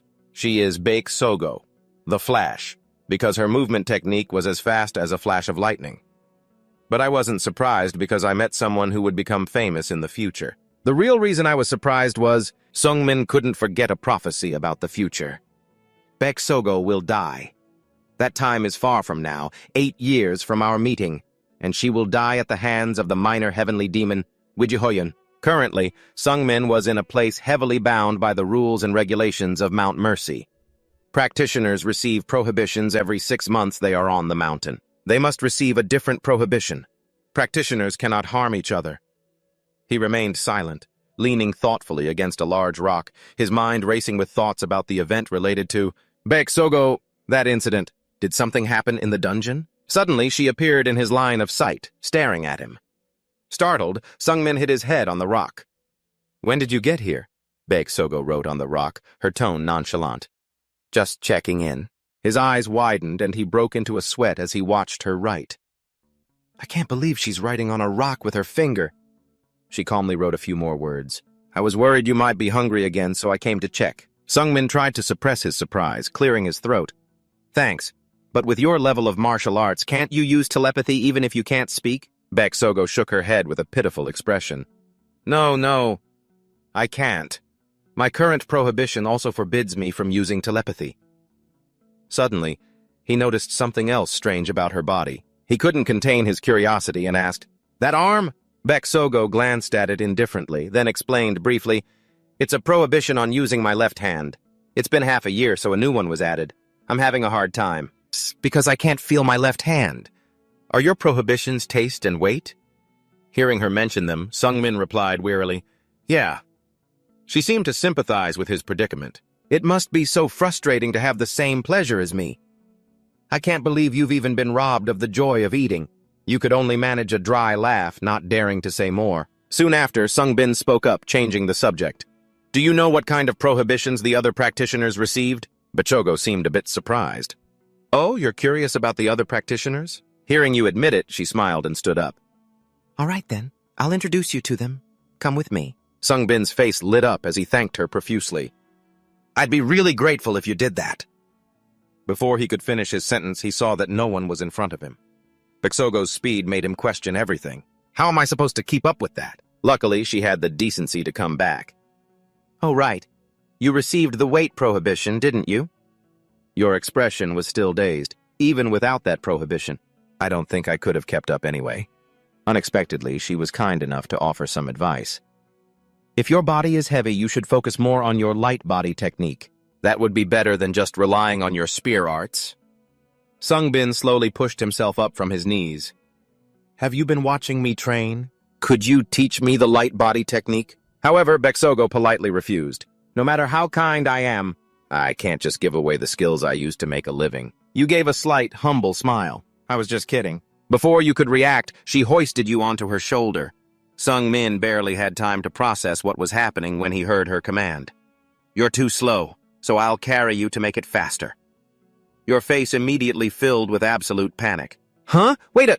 She warned him beforehand. Hold on tight. And then, Sungmin felt an overwhelming pull. In an instant, the world fell silent for you. Until a disdainful voice reached Sungmin's ears. What is it? It's just the mute girl. The person seemed blunt when speaking to Bachogo. Mute. Who's this kid? She introduced him. Lee Sungmin. He's a new practitioner. But at that moment, you were completely stunned, covering your nose. This smell. The person in front of Sungmin was filthy and gave off a horrific stench. Lee Sungbin thought, he must be a martial artist. It was that bastard, Scarlet Lassir, the future archmage, who was prohibited from bathing and changing clothes. In addition, there was an old man covered in scars present as well. Right then, a martial artist who loved a challenge spoke up. Let's have a match later. Weijun, the future sword demon. Prohibitions, left eye and right eye. Bachogo gave a brief introduction to these formidable names. There are only 4 people left here. The ones who have survived for over half a year of training. Bachogo, the future lightning flash. Prohibitions, left eye, left hand, and voice. Sungbin's jaw was wide open. He stared, wide-eyed, upon meeting these people. What is this lineup? They were all important figures who would later make big names for themselves. A chill ran down your spine. Even though they were still nobodies at this moment, they would soon build a reputation throughout area, and above all, Scarlet glanced at you and spoke in an arrogant tone. "Hey, kid, what's your prohibition? Are you still holding your nose because you can't stand the smell? It's weight and taste." Her expression was full of confusion. She immediately questioned it. "You haven't even been here for half a year. So how do you have 2 prohibitions? You mean you got 2 right from the start? That's insane." "You won't last long," Dobby spoke up, refuting her dismissive attitude. "Scarlet, he came to this mountain to become stronger, so it's understandable why he'd do that. He wants to surpass his limits at any cost, right?" Despite being defended, Sung Min was a little wary of the old man's frightening smile. "Ah, yes, that's right." Scarlet didn't bother to hide her look of disgust for the old man. "Sometimes you really give us the creeps, you know that?" The old man's aura was still formidable. All sorts of misfits had gathered on this mountain, but only 4 of us have managed to last while trying to surpass our own limits for over half a year now. We'll just have to see how long you can hold out. I'll be keeping an eye on you. Sungbin didn't know what to say, so he could only agree. Okay. Then, Scarlet's mocking voice rang out again, teasing Bexogo. "Hey, Mute! You must be thrilled, huh? You found another psycho who started with 2 prohibitions just like you." Sungbin was completely shocked. Bexogo started with 2 prohibitions too? She didn't seem to want to stay long. "Now that we've all met, let's head back." Sungmin's eyes widened in a daze. "Wait, there are only 3 people here in total. Didn't you say there were 4 people who have been training for over half a year?" "There's one more person," Dobby kindly warned you beforehand. "If you're thinking of meeting Flam, just forget it." You unconsciously mumbled the name. "Flam," a person that even the old man was wary of. "He's too dangerous." Even the normally sharp-tongued Scarlet remained silent, as if in agreement. Their strained attitudes only fueled the demon of curiosity in Sung Min's heart. 4 months later, in that same quiet and picturesque mountain forest, Sung Bin diligently swung his sword day after day, training in the woods. The more I got used to it, the harsher the prohibitions became, my body grew heavier, and the food tasted worse. I'm incredibly proud of my progress, but I am getting stronger. After 4 months of training, my dark arts have reached 3 stars. Even though I was born with a low-grade martial body, this growth is already miraculous. 3 quick slashes were now unleashed on the tree trunk. Sungmin's attacks are much faster and cleaner now. He thought to himself again, "This mountain is harsh, but the challenge is worth it. During the day, I'll use the 9 Heavens Spear technique, Sungmin's style, and at night, I'll use the dark arts. My body is still heavy, and the food still tastes awful, but I'm making every moment of every day count. With every step I take, I feel like my bones are about to break. My muscles feel like they're being torn apart every time I swing the spear." Sungmin encouraged himself. "I have to do this, because that's the goal I set for myself." Thinking that, he checked his current condition. "Come to think of it, my body has gotten a little bigger. I can't wear these clothes anymore." Just then, someone intentionally let out an appreciative sound. A deep, warm voice offered a compliment, making Sungmin stop in his tracks. "You're quite skilled with the spear." He turned around instinctively. The other person was sitting leisurely on a rock and continued, "I've never seen you before. It's a pleasure to meet you. This is the first time I've met someone my own age. I'm Flam." This was the very name the other practitioners had warned Sungmin about, so his expression tensed. Flam, however, was completely relaxed and asked, "What's your name?" Sungmin suddenly remembered his first meeting with the practitioners. Scarlet, leaning against a rock, had asked cryptically, "Have you ever met a true genius? It's like no matter how hard others try, it means nothing. He surpasses everyone with ridiculous ease. That's how talented he is." Even Bexogo had seriously warned him, "Don't meet Flam, you'll only find despair." But life is unpredictable, and Flam was now right in front of Sungmin. Sungmin's stubborn expression amused Flam. "I just asked for your name. Why are you so scared?" He tried to keep his voice steady. "I am Lee Sungmin." Flam smiled, his uniquely colored eyes shining with amusement. "I guess you've heard about me from the others, huh? Why didn't you come say hello? I need a friend my own age." Sungmin turned his back decisively. He believed the earlier warnings and was very cold. "I'm sorry, I have to train." Flam looked sad. "Train? Even as Sungmin walked away, he was still thinking, "You are a true absurd genius. I've been seeing a real genius for this entire year already. Turns out he wasn't really scared. I don't have time to waste on someone like that." Flam called out from behind him. "Who are you planning to train with?" Sungmin answered gruffly, his voice barely audible.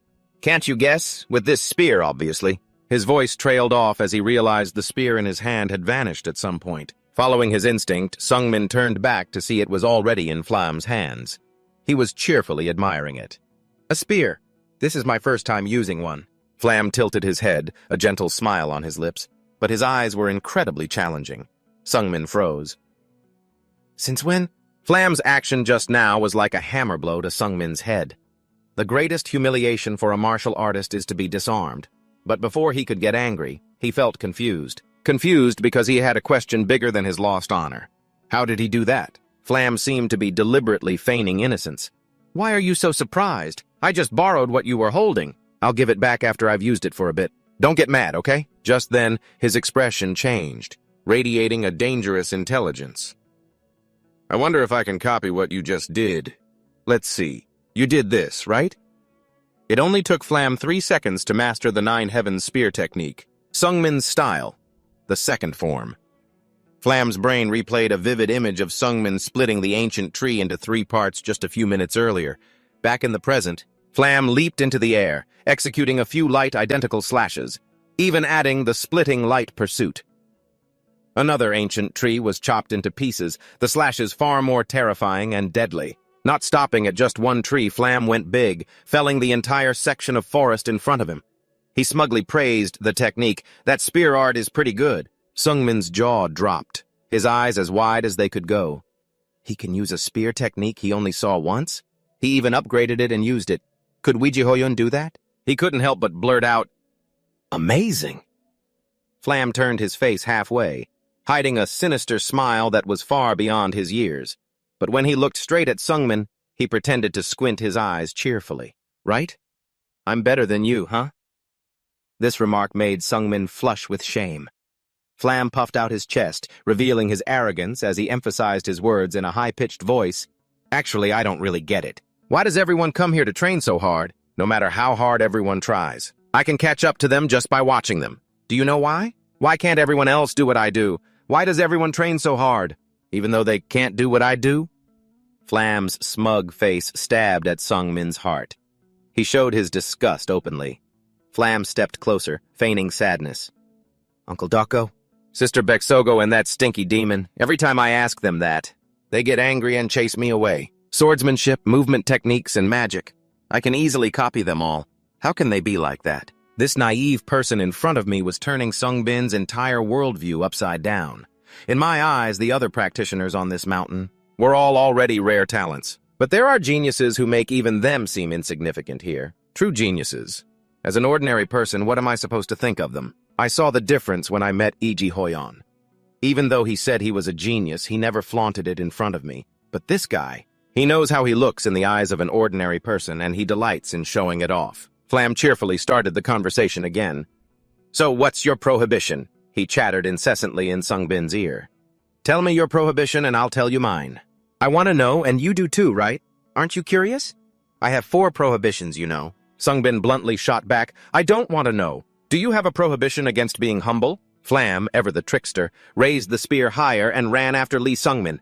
"Where are you going? Take your spear back!" Furious, he spun on his heel, his eyes glaring as if they were about to explode. "I don't need it! Get lost! Don't you come near me again!"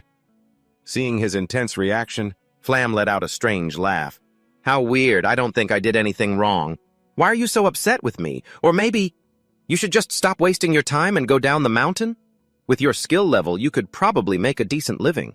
Sungbin couldn't hold back any longer and swung his fist at that face. However, the prohibition prevented any physical contact. Flam, who knew all the rules by heart, stood calmly in place. "Did you forget?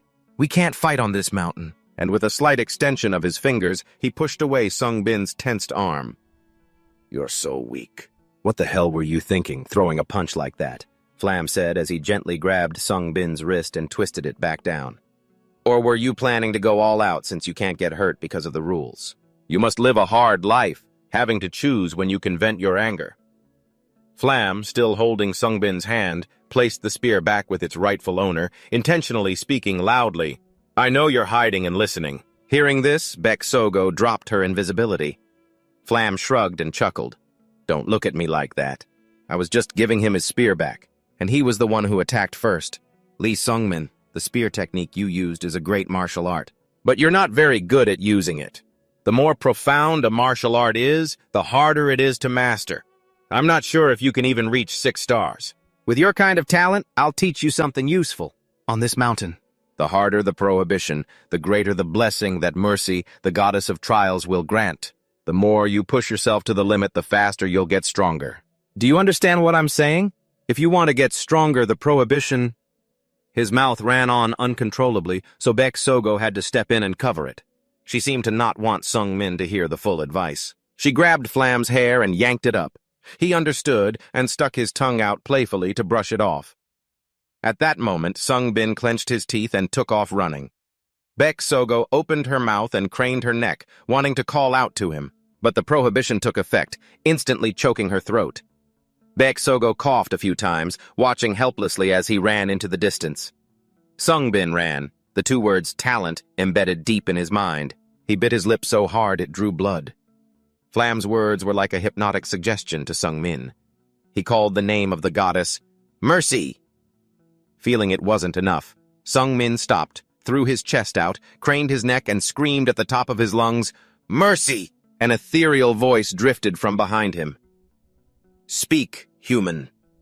Sung Min's hand, gripping the spear, was now dripping blood, but his words were incredibly firm. I will add another prohibition. The light in the forest suddenly vanished, replaced by a magical and dreamlike darkness. The sudden change made Sung Min's tear-filled eyes fly open. His dry lips formed the question, Where is this? Not far from him was a small figure with hair so long it touched the ground.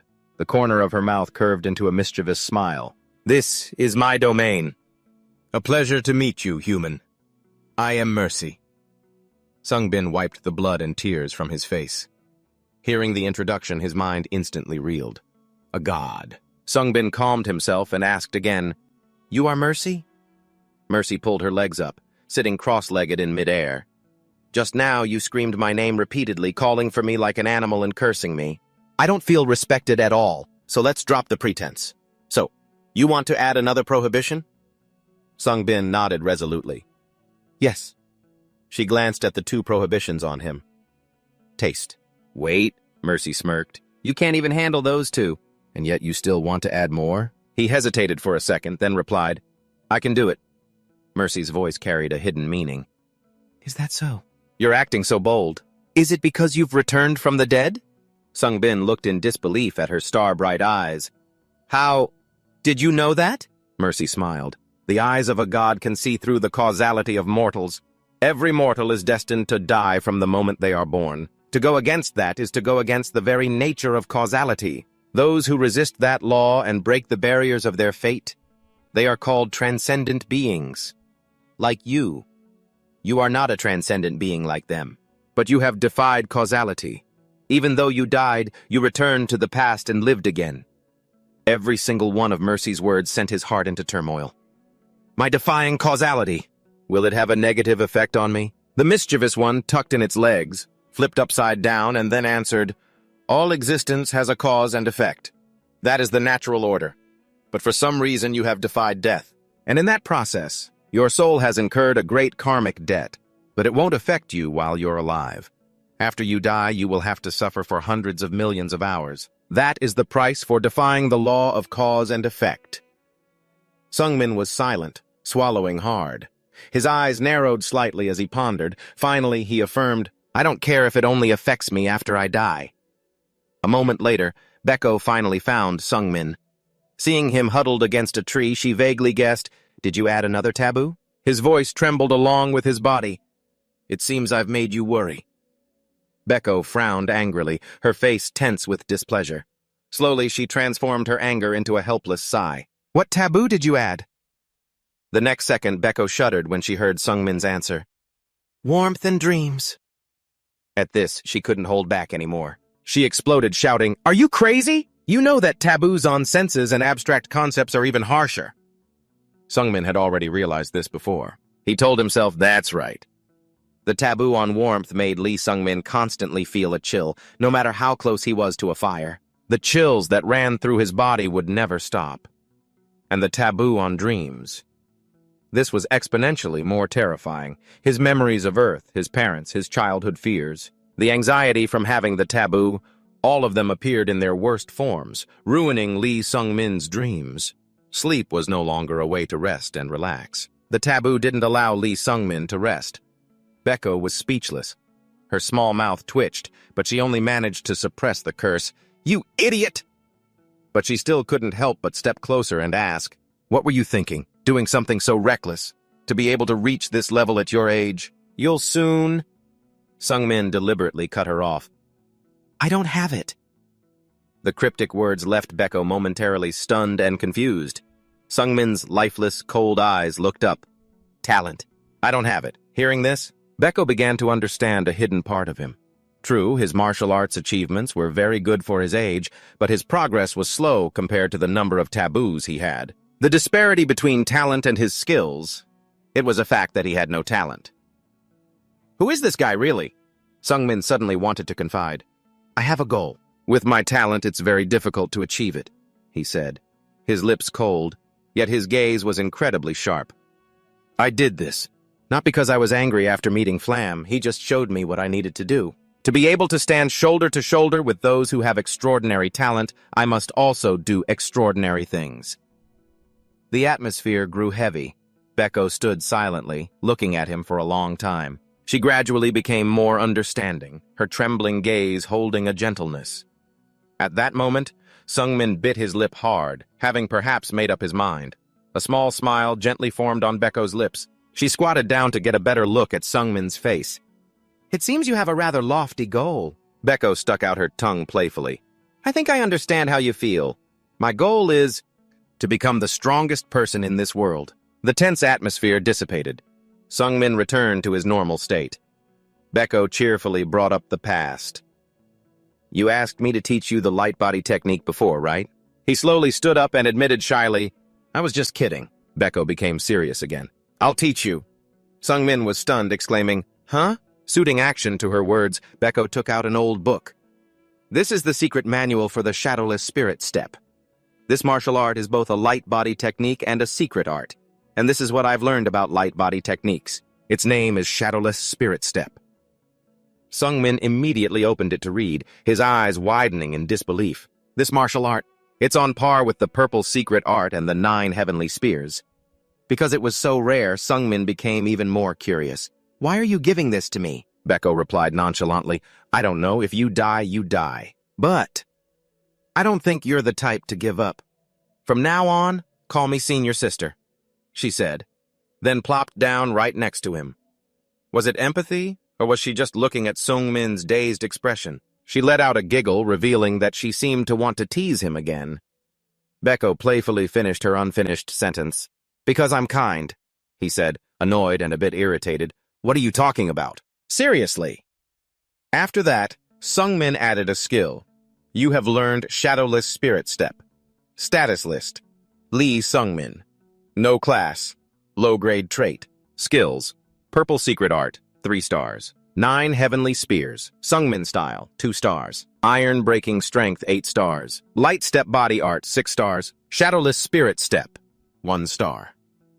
The past replayed in his mind like a film rewinding. The time he was trained by Hoyon. Day and night, he only held a spear, practicing the moves until they were perfect. 9 Heavenly Spears. Sungmin Style. First form, Soul-Chasing Spear. 1 Sun, Chasaying Killing Strike. Hoyon didn't underestimate him. Her eyes narrowed as she observed, then she raised a hand and blocked it effortlessly. Sungmin gritted his teeth, stubbornly refusing to back down. He changed his fighting style, putting his weapon behind him and driving his knee into her. Useless. He brought out his spear again, unleashing the aura of the 9 Heavenly Spears. Sungmin Style. 5th form, Fatal Lightning Flash. Hoyon stood perfectly still, letting her opponent struggle to attack in every way possible. She only needed to flash step once, to crush both of Sungmin's arms as if they were stones. While he was staring blankly at his severed arms, Hoyon spoke calmly. I am disappointed in you, Lee Sung-min. This is all you've achieved. After 15 years of arduous training, teaching you martial arts was truly my mistake. It seems 15 years of hope and effort have been wasted. You don't need to do this anymore, because I will be leaving after I take back everything I gave you. Hoyon's palm opened, lightly tapping Sung-min's lower abdomen. A murderous glint flashed in her red pupils. I have destroyed your dantian. You will never be able to practice martial arts again. Farewell, Lee Sung-min. He desperately reached out, trying to catch her departing figure. Wait, Wiji Hoyon! His body now felt like a loosely connected pile of rubble. The slightest touch was enough to make it crumble. Sung-min screamed. Wait! I can still keep going! Wiji Hoyon! The demon of the past vanished. Back in reality, Sung-min was panting in terror. He shot up abruptly, clutching his chest and groaning. Sung-min tried to calm himself down. He looked at his palm, reassuring himself. A dream. It was just a dream. He caught his breath, sighing in relief. Thank goodness. Scarlet, who had appeared behind him at some point, asked with a mischievous look, So, who's Wiji Hoyon? Startled, he whipped his head around to look. She pried relentlessly.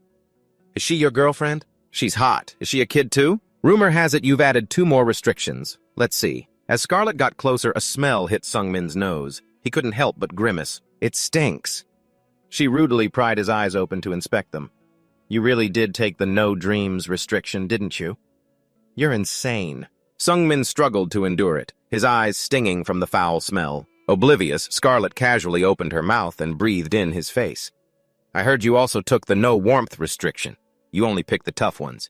You're going to die young. Sung-min finally couldn't take it anymore. He jerked away and retched violently, startling Scarlet. What's wrong with you all of a sudden? Are you sick? Dr. Beck, who was also there, said, It's because you're too close to him. She grumbled indignantly. That's ridiculous. I came here to help him. He too was afraid of her stench. Don't turn this way. Sung-min looked at them and muttered in confusion. Scarlet, the future archmage, and the magic sword, W.B. Jun. Sung-min staggered to his feet. Sorry, my body is pretty weak right now. Why are you two here? Scarlet remembered and answered cheerfully. We're here to help. The mute girl kept asking us to help you. Seeing Baek Sogo holding her nose the whole time was annoying her. If you want my help, take your hand off your nose. Hearing that, Sung-min was suddenly moved and thought to himself, Senior sister. Scarlet's voice was full of excitement. So I bought this. She snapped her fingers, revealing 4 scrolls. These are magic scrolls. We otherworlders can learn magic if we have these scrolls, so they're really useful. First off, this magic is... After Scarlet finished explaining everything, it was the other person's turn. Beck, with his sword and muscular body, stepped forward. I don't know if you can handle this today. His whole body was still swaying, but he said defiantly, I'll do my best. The two faced each other and bowed, following the sparring etiquette.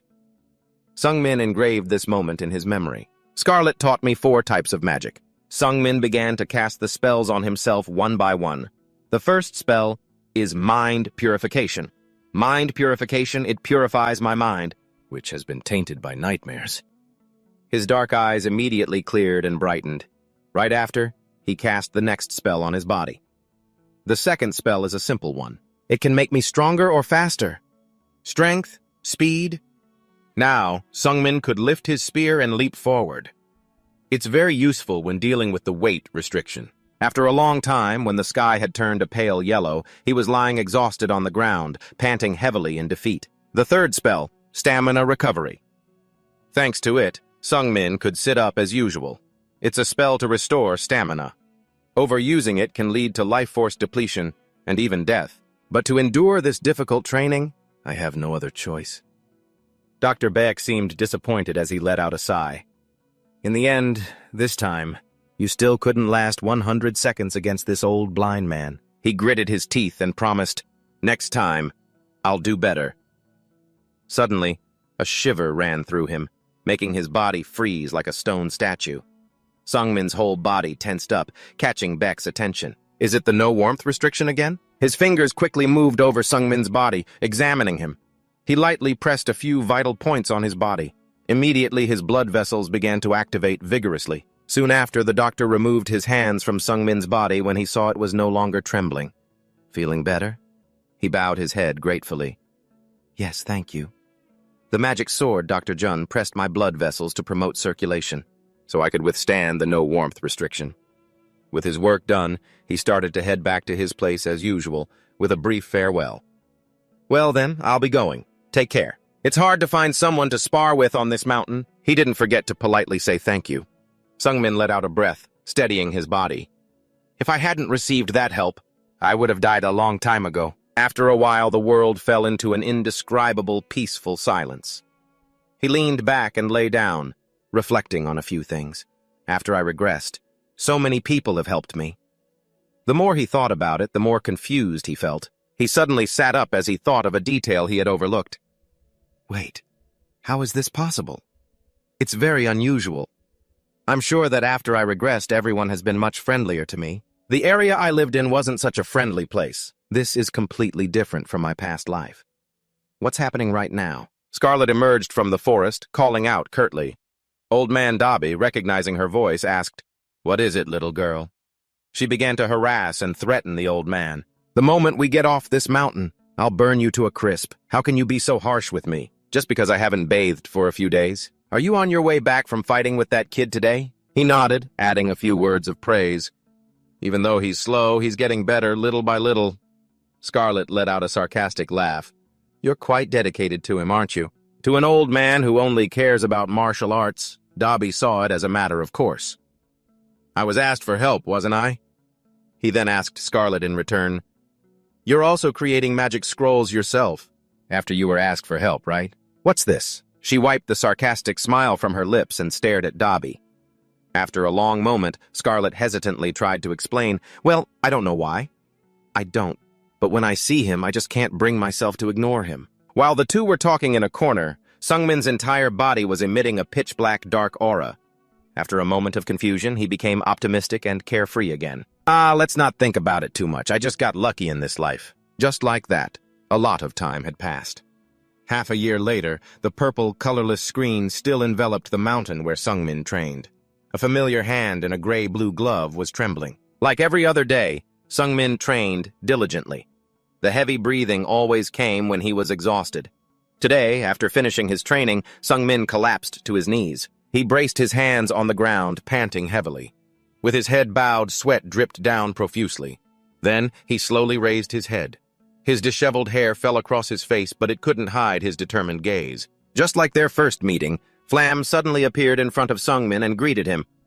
Larva, half a year ago I didn't think you'd last. But it's been a year now, hasn't it? He observed Sungmin with that same innocent demeanor. Since he didn't bother to reply, Flam moved closer and asked, Huh? Are you ignoring me because we haven't seen each other in a while?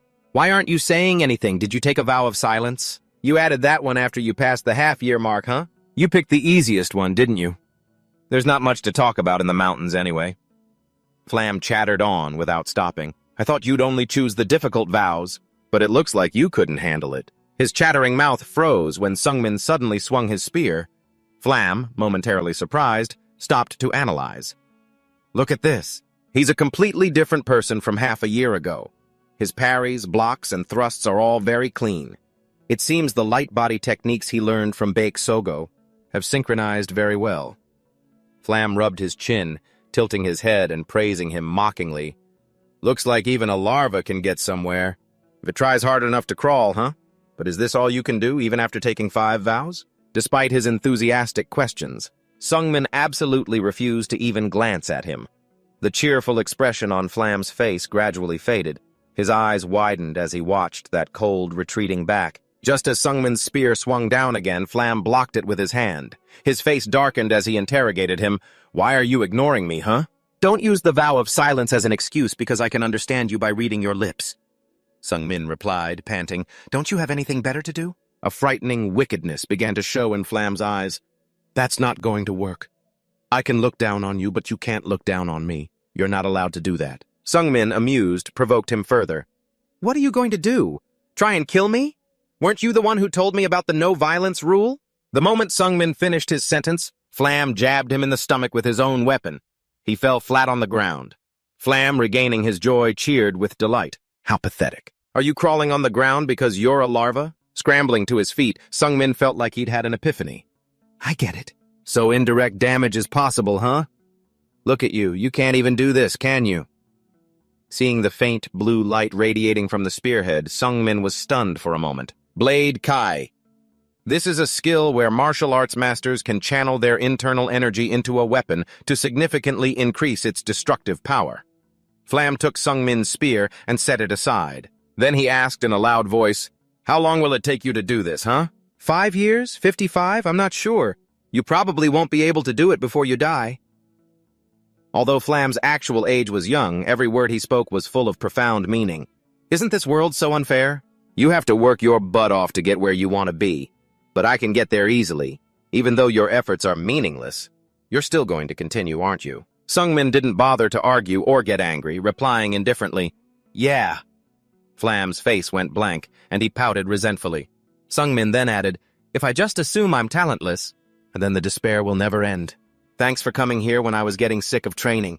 According to you, my efforts are almost meaningless, but I can try in a way that geniuses like you guys can't. No matter how long it takes, I'll slowly keep trying, just like a larva." His demeanor changed 180 degrees. "So go on, keep being arrogant. Someday, I'll shove a spear right through that confident body of yours." After saying that, Sungmin raised his hand and pointed his finger at Flam's face without the slightest hesitation. The sharp tip of the spear was enhanced with his aura. It easily pierced the hard tree bark. In the next instant, a deep chunk was gouged out of the trunk. Flam scoffed lightly. The energy within Sungmin was now tinged with darkness. Because of that, Flam's tone changed as well. "If you can pierce it like that, then I'll really look forward to that day. The day you give up and cry your eyes out." Sungmin bluntly retorted, "In your dreams." Time passed again. A month later, Lee Sungmin had been an ascetic for 1 year. Mercy appeared to remind him it's time to choose a new prohibition. 4. Making a split-second decision, Sungmin clearly uttered one word: hearing. The prohibition of hearing was a tough one. Lee Sungmin's ears were filled with horrifying sounds.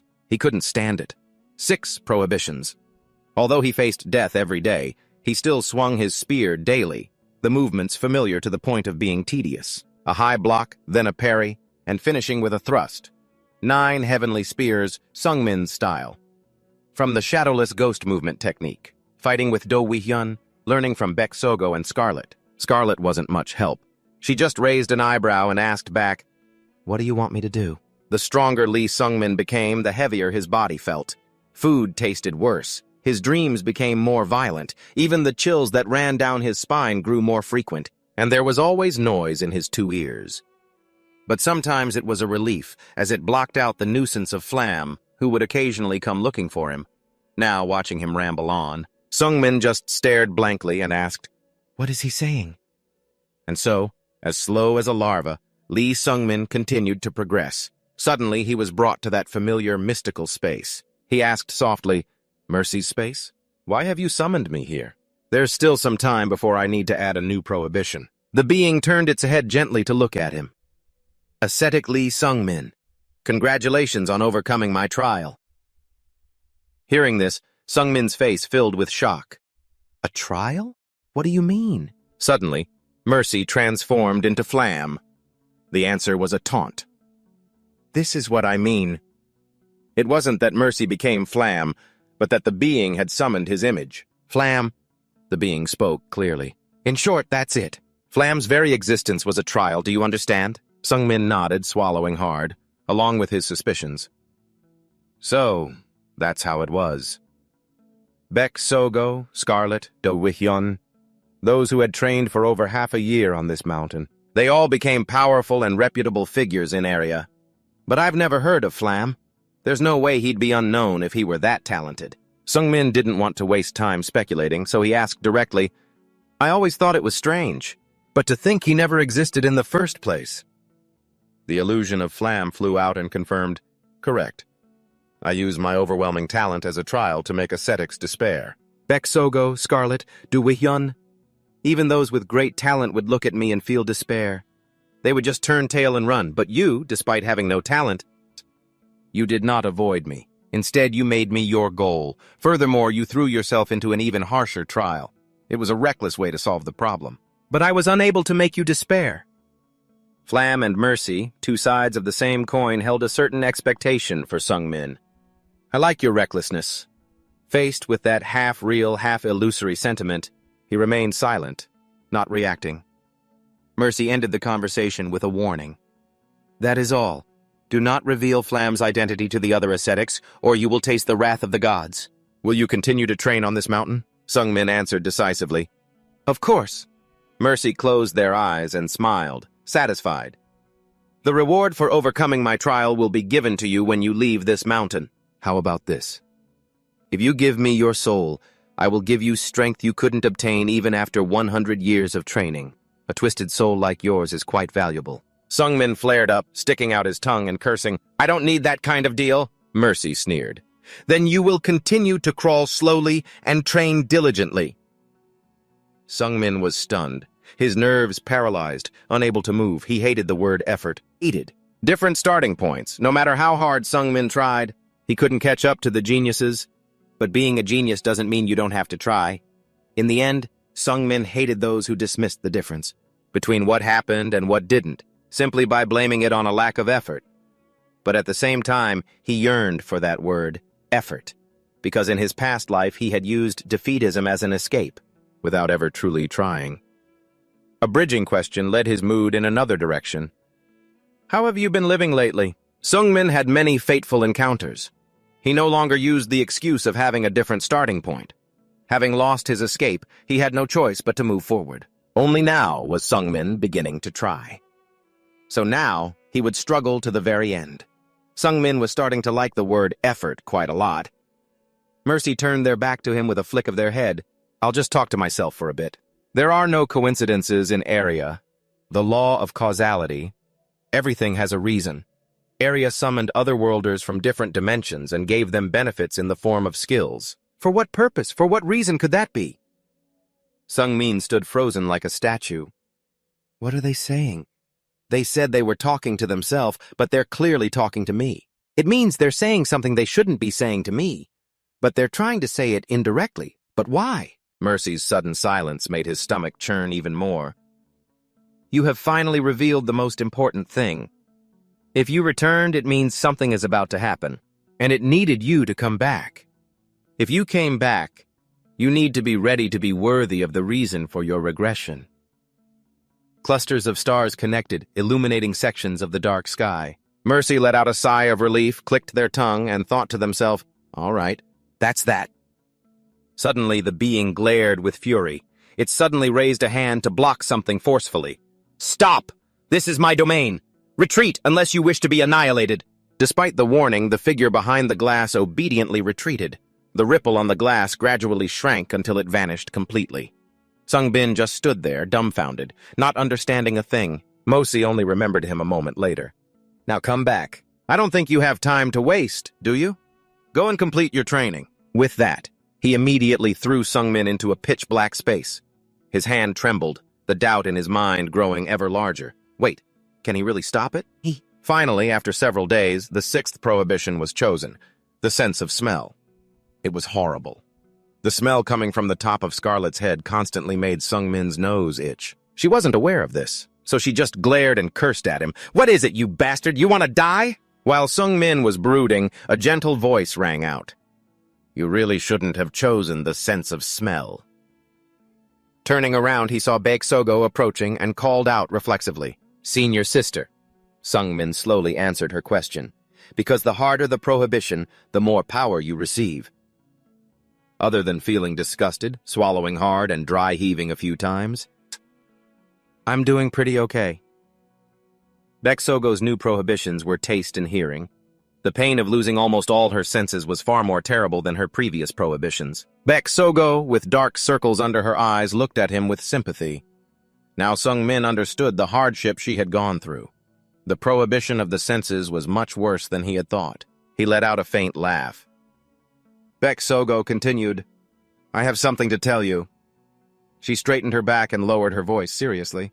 I will be leaving this mountain soon. Fearing Sung-min wouldn't believe her, Baek Sogo deliberately looked into his eyes for a long time. Sung-bin took a few moments to think. In truth, Baek Sogo didn't have to suffer that much, because she was a genius. He looked at Baek Sogo. She had been on this mountain for 2 years already. I'm sure she's already achieved her goal. Sung Bin slowly asked again, So, you're really planning to leave? Baek Sogo nodded. Yes. She then asked, What about you? Sung Bin answered honestly, I'll be staying here a little longer. Baek Sogo looked sad. She puffed out her cheeks. Is that so? Even so, it was Sung Min who took the initiative. Will we be able to see each other again? Baek Sogo didn't mince words, emphasizing the yes. Definitely. I will see you again. Baek Sogo's gloomy face lit up with a gentle smile. She was looking very carefully at Sung Min's face. It's been a year since we first met. The little boy from back then is now as tall as me. If I leave now, he might die. He keeps taking on more prohibitions even though he's already pushing himself too hard. I still haven't finished teaching him the no-shadow spirit steps.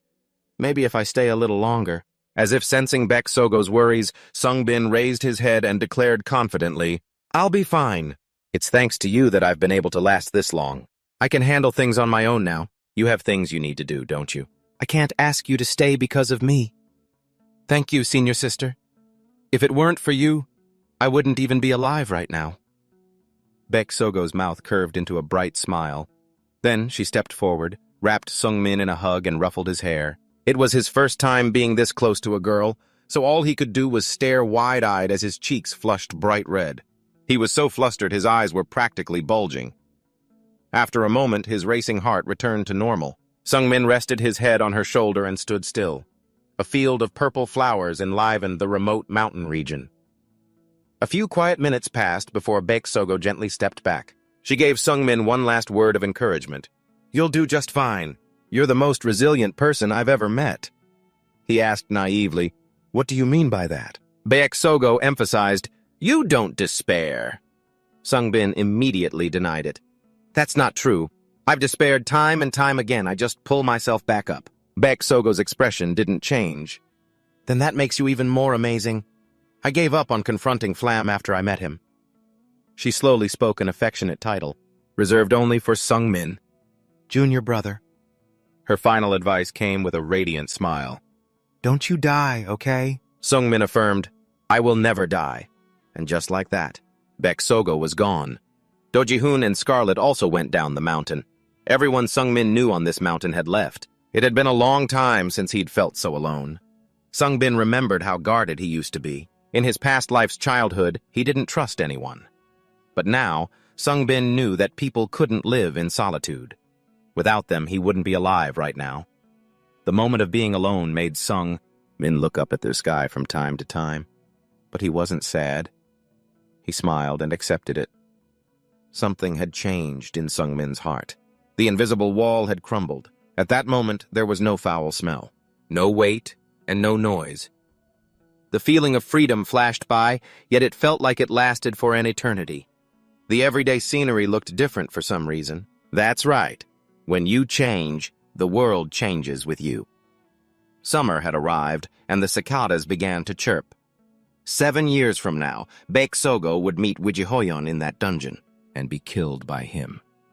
A desire ignited within Sung Bin, forging itself into a crucial goal. To repay Baek Sogo's kindness to him, he would stop that from happening. Therefore, he poured all his energy into training day and night.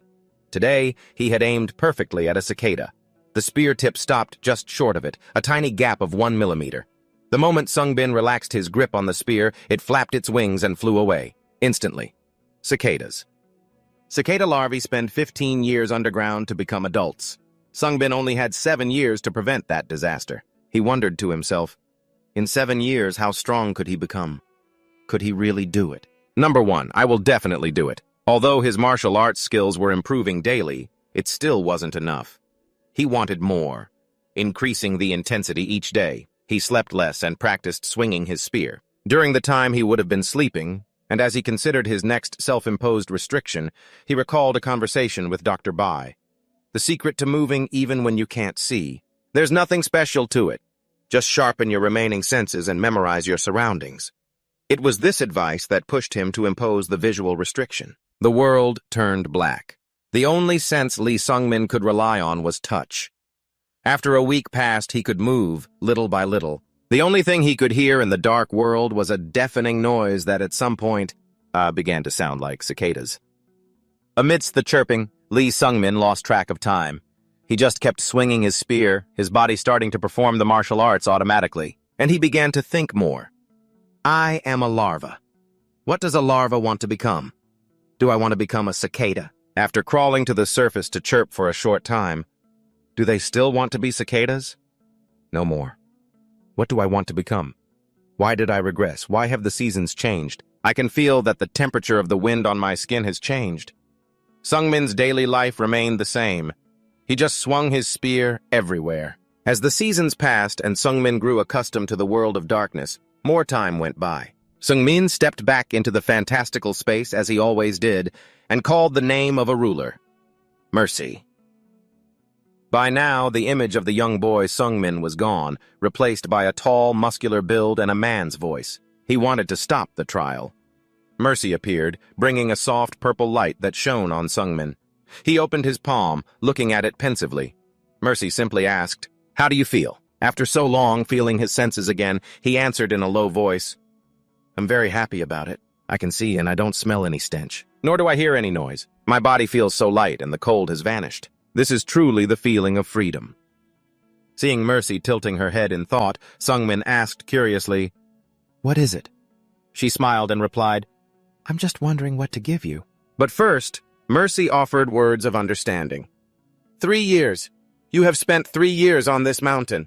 You have done very well, enduring all the restrictions. Some people have endured many self-imposed prohibitions because of their enthusiasm, but they usually give up or die very quickly. It's rare for a practitioner like you to appear, and I am very pleased about that. I want to give you something good, so I will ask you now, what do you want? Sung-min's eyes lit up. He asked greedily, "Can you make me a martial arts genius?" Mercy laughed scornfully. "I cannot do that. It's too much to ask." Hearing this, Sung-min thought quietly. He analyzed carefully before making a decision. I can't achieve my goal with something that isn't good enough. I don't have much time. I have to get stronger, but I don't know what I need to become stronger. Can you give me what I need? Mercy paused for a moment, then gave a mischievous smile. In that case, what you need is time, isn't it? I can give you time. That firm declaration stunned Sung-min. What? Mercy didn't explain further. Go to Dream Mall and show this emblem to Daniel, the unfamiliar name she had just mentioned.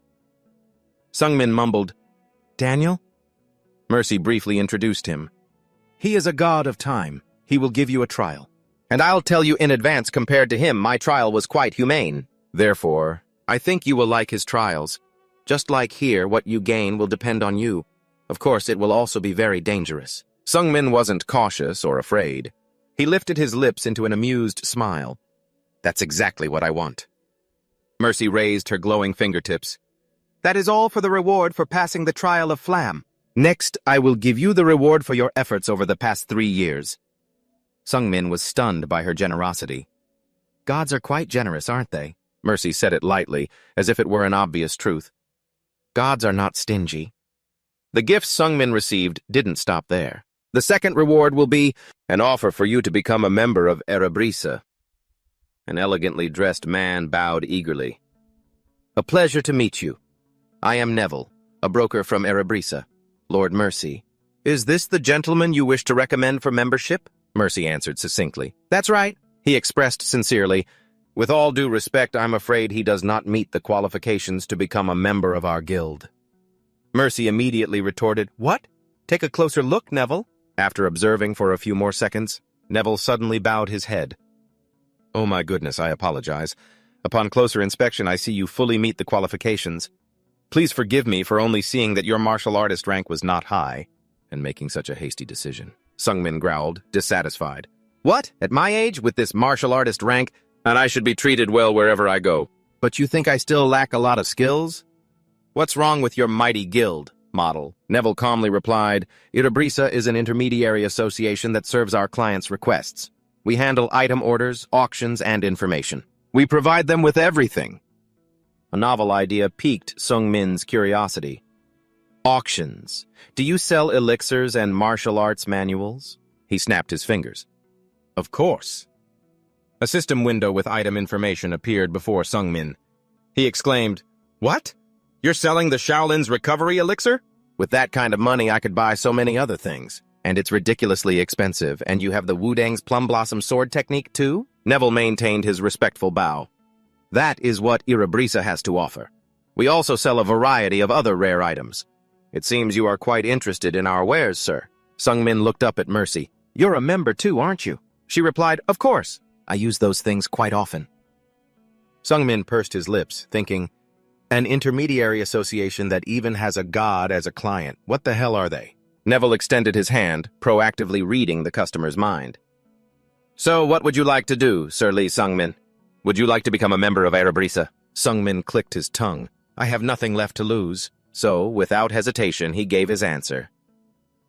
"All right, I'll become a member." Neville swiftly took out a contract. "You must sign here, and your thumbprint over there." He continued to instruct him. "With this, Sir Lee Sungmin has officially become a member of Irabrisa. I will contact you later for business." But that wasn't all. Neville seemed to have more to say. Snap! And one more thing.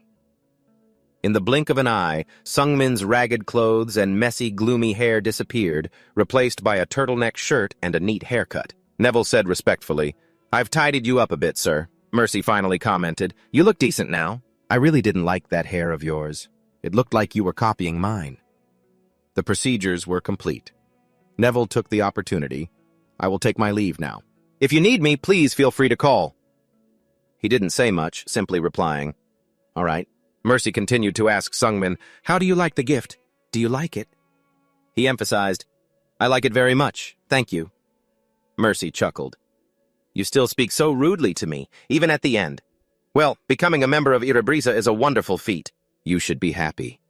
Where are you planning to go now?" Sungmin answered frankly, "First of all, I think I'll head to Behenger." Mercy seemed to have some reservations. She huffed coldly and said, "Whatever, just do as you please. And don't forget what I said when I was talking to myself." Sungmin started to walk away, carrying Mercy's words with him. A regression must have a reason. There's no such thing as a coincidence like that in Area. That's what she said, but what did those words mean? The coincidences in my life, meeting Lee Hoyan or meeting Baek Sogo, and receiving her help. Was that a coincidence? If that's true, then who is behind these events? I'm not going to worry about it anymore. It'll just give me a headache. After 3 years of training in the mountains, Sungmin had become a peak martial artist. As soon as he came down, he warmed up by sending some monsters to their graves. He withdrew his spear and muttered, "If my body is currently 18 years old, people would think I'm a genius for becoming a peak martial artist at this age, but becoming a peak martial artist is the result of gifts and this hardship." Sungmin was eager. "I still have a long way to go. If possible, I want to relive all my fateful encounters, and when I meet them, I must be stronger." His legs took long strides as he set a grand goal in his mind. "My destination is Behenger. I must become a mercenary." The dream ignited his will. The expression on Sungmin's face was full of positivity. Behenger. That's where it truly begins. Enticing items came to mind. The depraved magic armor. I've found in the Black Sorcerer's dungeon near Behenger. It was discovered by C-rank mercenaries by chance. The ability of the depraved armor is incredible. C-rank mercenaries around rank 2 or 3 could instantly become peak martial artists. Desire stirred in Sungmin. If a peak martial artist got that armor, then they could become a transcendent martial artist. Sitting by the campfire, eating something, he thought, "I could have done more on Mount Mercy, but I can't miss this opportunity. In half a year, this Black Sorcerer's dungeon will be cleared. Until then, while I'm in Behenger, I need to train to become a mercenary and join the raid at that time." Inside the bustling Behenger Mercenary Guild. "What's that? You want to become a mercenary?" "Baron is the bartender here." He squinted, confused. "But why are you telling a bartender like me?" Seeing how eager Sungmin was, he suggested, "If you want to become a mercenary, go upstairs. There's a receptionist there." "I'm busy." A burly middle-aged man was sitting nearby. He roared with laughter. "Why would a little kid like you want to become a mercenary, huh? Judging by your clothes, you must be from another world. Go wash some dishes or something." The man was talking so much he didn't notice what was in his hand. He turned back, eyes wide. "Huh? Where's my fork?" In a split second, Sungmin had snatched it. Baron's eyes widened in astonishment. He let out a long sigh, offering a bit of praise. A little bit of sword chi. That was a pretty clean catch. Are you a peak-level martial artist? Baron's attitude became much more formal. My apologies for my earlier words. Please, have a seat here. Hearing the name of Sungmin's skill, all the mercenaries present stared. Sword ki? Is he a peak-level martial artist? Sungmin and Baron sat facing each other. The atmosphere was slightly tense. He was the one in charge here. He took the initiative to speak. It's a pleasure to meet you. I am Baron, a mage. I'm the guildmaster of the Bahanger Mercenary Guild branch. I have a hobby of being the bartender on the ground floor. Sungmin thought to himself, I know. That's why I came to talk to you. This is the first place I worked as a mercenary in my past life. Bahanger. I see so many familiar faces. When Baron saw that he wasn't speaking, he continued. Normally, if a peak-level martial artist comes knocking on our mercenary guild's door, we grant them the position of an S-rank mercenary, but you're just a young man, inexperienced, and just recently finished training on a mountain somewhere. How are we supposed to know for sure? Yes, we need a warrior, so we need to verify your skills. You understand, don't you? For all that he said, Sungmin simply replied with a single word, yes. And Baron didn't seem to mind. He carefully took out a stack of yellow paper and handed it to him. All right, then. I'll give you a suitable mission. I'll also send another S-rank mercenary with you. So it won't be too difficult. If you complete this mission, and I will consider you qualified to become an S-rank mercenary. What do you say? This time, the answer was a bit longer. That's fine. Sungmin's job began the very next day. In a forest, someone struck up a conversation. You're not much of a talker, are you? Are you always like this? Sungmin, not in the mood for conversation, gave a brief reply. Yeah, I guess so. Inwardly, however, he was frustrated with himself after years of training alone on Mount Mercy. The other man grinned, teasing him. What a boring kid. When I saw you snatch that fork from that idiot in the guild, I thought you had a sense of humor. If you're this dull, how are you ever going to get the girls to like you, huh? Sungmin's face showed no reaction whatsoever, but that silence only made his handsome face more attractive. Laut had to admit Sungmin's aura was dazzling, so he denied his own thought. Nah, I'm sure you'll be popular. This man's name is Laut, an S-rank mercenary from the guild. I never spoke to him in my past life, but I'd heard of him. He's my partner, assigned by the guild to complete this mission with me. Maybe he's guiding me on what to do to complete the mission. Laut, wanting to keep the conversation going, asked another question. Do you have any questions for me? A knowing smile appeared on Laut's chiseled face. Have you ever fought an ogre before? Sungmin suddenly tensed up. Not yet. Ogres, one of the strongest monster species in area. They have magic resistance and skin as hard as metal. The objective of this mission is to take down an ogre near the village. It was spotted in the forest, so they requested the guild to deal with it. Laut walked ahead, leading the way. He declared confidently, 2 S-rankers are more than enough to handle 1 ogre. Don't you worry. After walking for a while, Laut found himself wondering, but this is strange. This forest is a bit small for an ogre to live in. Sungmin, not quite understanding, immediately asked, What do you mean? Laut raised his hand to illustrate. Think about it. An ogre is at least 3 meters tall. Even bigger ones can be up to 5 meters.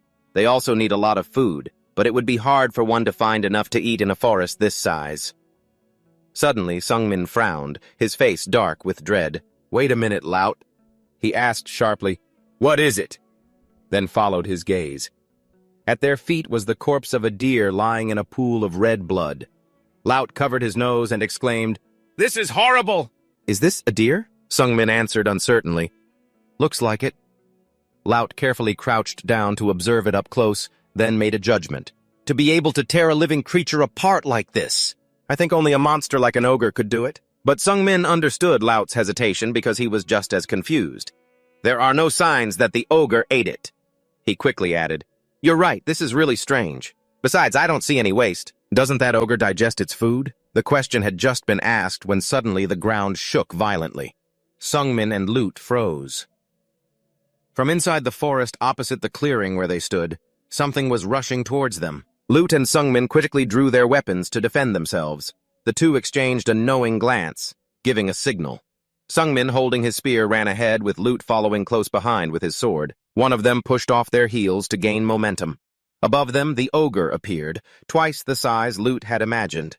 Just seeing its looming shadow was enough to make Lute and Sungmin freeze in their tracks. He was the most bewildered at this moment, screaming in absolute terror. "This is completely different from the rumors. Run! We can't handle this!" Gradually, the dust settled. Its muscular arms with long, sharp claws could be seen, along with its abnormally large and bulging muscles. Lute frantically warned, "And on its body many parts are joined together by iron stitches." The ogre was leaping up, preparing to pounce on the two of them. Its body was 4 or 5 times larger than Lute and Sungmin. He stammered for a moment before managing to shout, A chimera ogre!" Lee Sungmin was horrified. A chimera is a magical creature created to be a superior being. The limits that a creature is bound by can be broken when artificially mixed with another creature. So even a chimera created from an S-rank goblin would have a subjugation rating of B rank or higher because their danger level is impossible to measure. He thought worriedly, what if it was created from an ogre? Even an S-rank mercenary wouldn't stand a chance. Lee Sungmin and Lute broke out in a cold sweat. The chimera ogre had lifted a large tree trunk. It looked down, taunting him. Then it suddenly swung its arm down. He stared blankly at its enormous hand. Lute screamed in terror to wake him up. Lee Sungmin's eyes widened as he saw the hand about to reach him. Waiting for that exact moment, he seized the opportunity and jumped to the side. Shadowless spirit step. First form. Traceless steps. Lute was stunned to see him escape the chimera's punch as fast as lightning. Ogre. Lee Sungmin was also surprised with himself. "I'm so fast. Have I always been this fast?" He realized that's right. This isn't the mountain of mercy. The gravity that was weighing me down is gone. If that's the case. Now he and the chimera ogre faced each other. It had no intention of letting Lee Sungmin go, and it continued to swing at him. He leaped up, using its arm to gain momentum, and shouted, "Shadowless spirit step, second form shadow dance!" He used its arm as a springboard to jump high. 9 heavenly spears.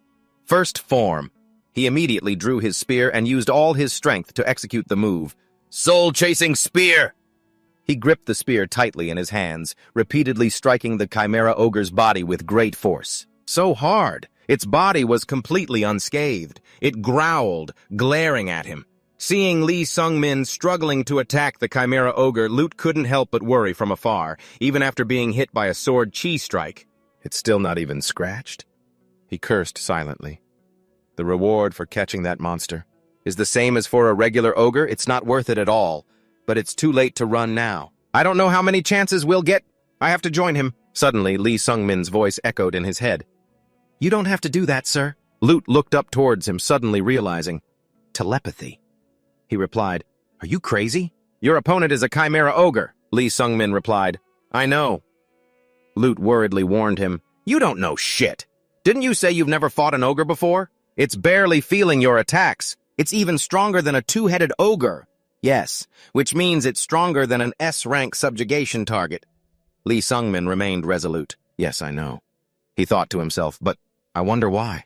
I feel like I can do this. He looked at the chimera ogre before him, a will to win flaring up inside him. Lee Sungmin immediately attacked.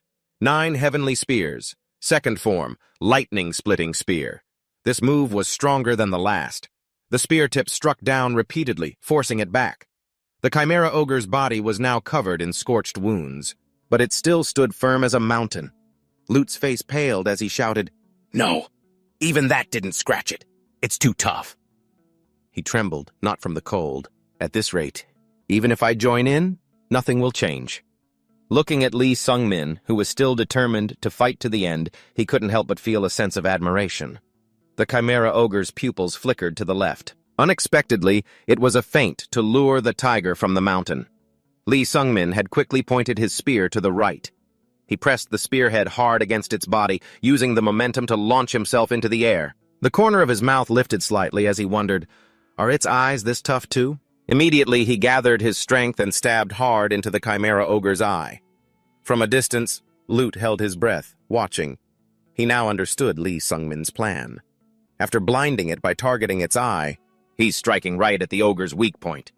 Watching him land lightly and then swiftly run to draw another weapon, Lute couldn't help but be shaken. That kid. How can he be so skilled at such a young age? By now, Lee Sungmin was standing at the chimera ogre's feet. It had broken his spear. Lee Sungmin encouraged himself. Well, at least part of the spear got through. I just have to keep going. Lee Sung-min faintly noticed something strange about the Chimera Ogre. The eye that had just been pierced was trembling.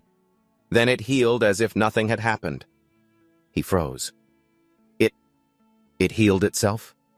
Lute, snapping out of his stupor, shouted a loud warning to Lee Sung-min. That's right, it's a troll, a chimera made from a troll. The chimera also has a troll's regeneration ability. He explained, an external wound won't defeat it at all. Hearing this, his will to defeat it became as hard as steel. He asked himself, what should I do now? Seeing the chimera ogres about to pounce on him, Luth screamed himself hoarse, while a crazed determination rose within Lee Sung-min. He remembered Baek Sogo, and a realization dawned on him. There were things he had to do. Looking at the ferocious chimera ogre before him, he told himself, I can't die. Not in a place like this. Lee Sung-min erupted with power, raising his spear high. Sung-min remembered Hoyeon's words. The 3 basic techniques of spearmanship. From now on, you must repeat these every single day, until they become second nature. His eyes trembled slightly.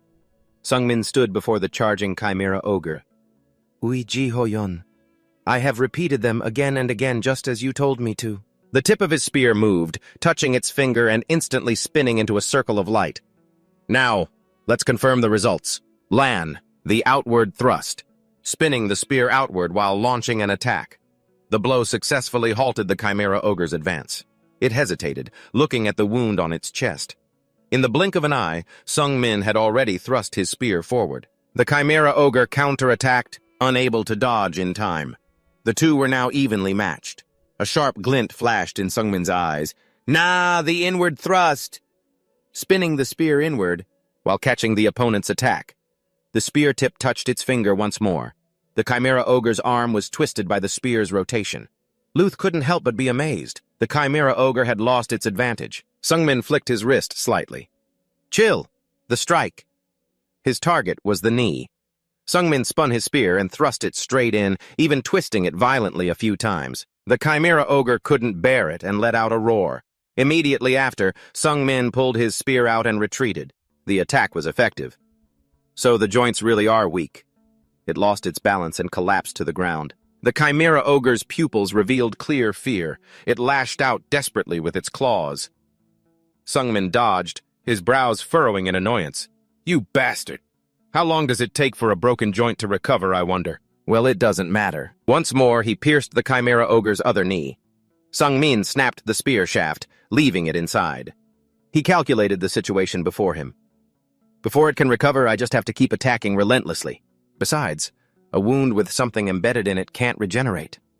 Sung-min glanced at the chimera ogre and mumbled, That's right, isn't it? Following that momentum, he stabbed the chimera ogre's right shoulder. Sung-min took out another spear. With this, both its legs and its right arm are immobilized. Once it was restrained, attacking would be easy. Even so, Sung-min was still a little tense. Once again, a flurry of techniques was unleashed. 9 heavenly spears, second form, shadowless lightning chase. The chimera ogre was seen stumbling back. A loud roar erupted as it counterattacked with its remaining arm, sharp claws slashing down violently. Sung-min retaliated without flinching, making a mental note. It's so slow. No, wait. Have I gotten faster? I don't feel weighed down anymore. The sound of cicadas buzzed in his ears. Sung-min frowned, contorting his body. I can hear cicadas. That's the same static I heard back on the training mountain. I don't want to become a cicada. I was definitely a pupa back on that mountain. But I didn't curl up and turn into a cicada. If that's the case, what is it that I want to become? I don't know. But just being a cicada won't be enough to satisfy me. I don't want to have any regrets. I had more than enough of that in my previous life. I still can't know what awaits me at the end of the path I'm walking. But I just have to be prepared and keep moving forward, Dio, all the way to the end. Luth's jaw dropped in amazement. Sung-min leaned on his spear, panting heavily. He stared at the slain chimera ogre and stammered.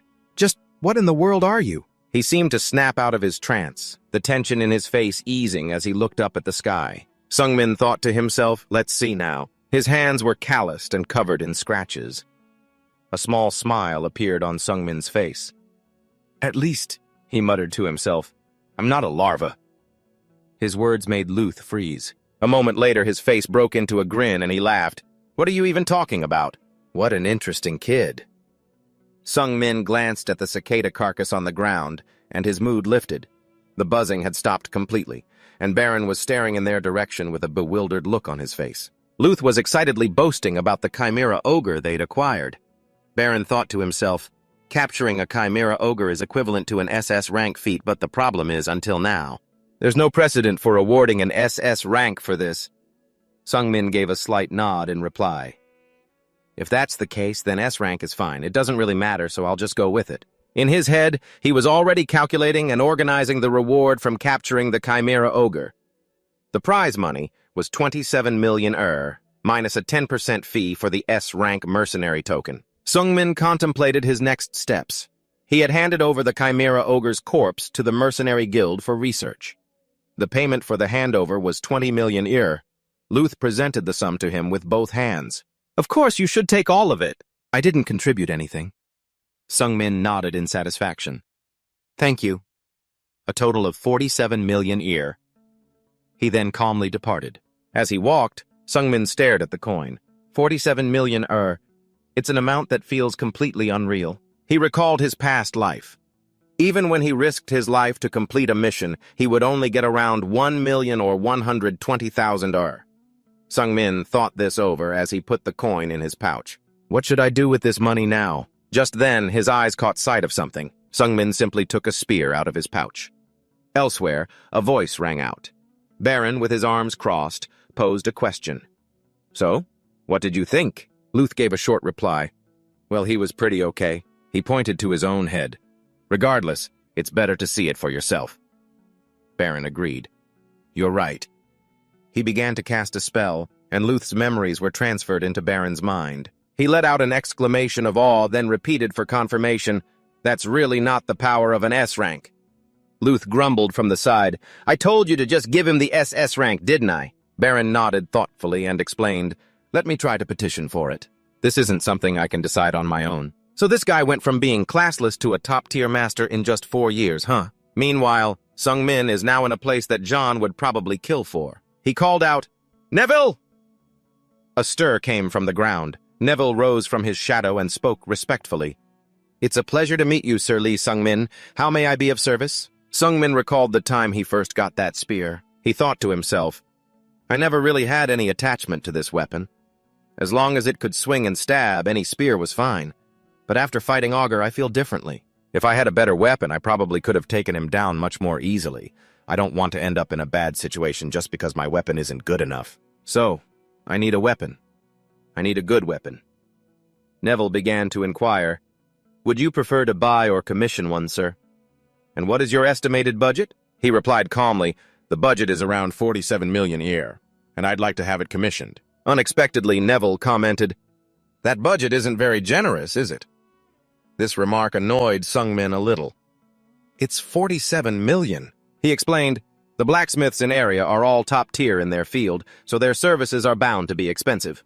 If you were to use your soul as collateral, Sir Lee Sung Min, you could borrow a rather large sum of money. The interest rate is quite low. Sung Min immediately refused.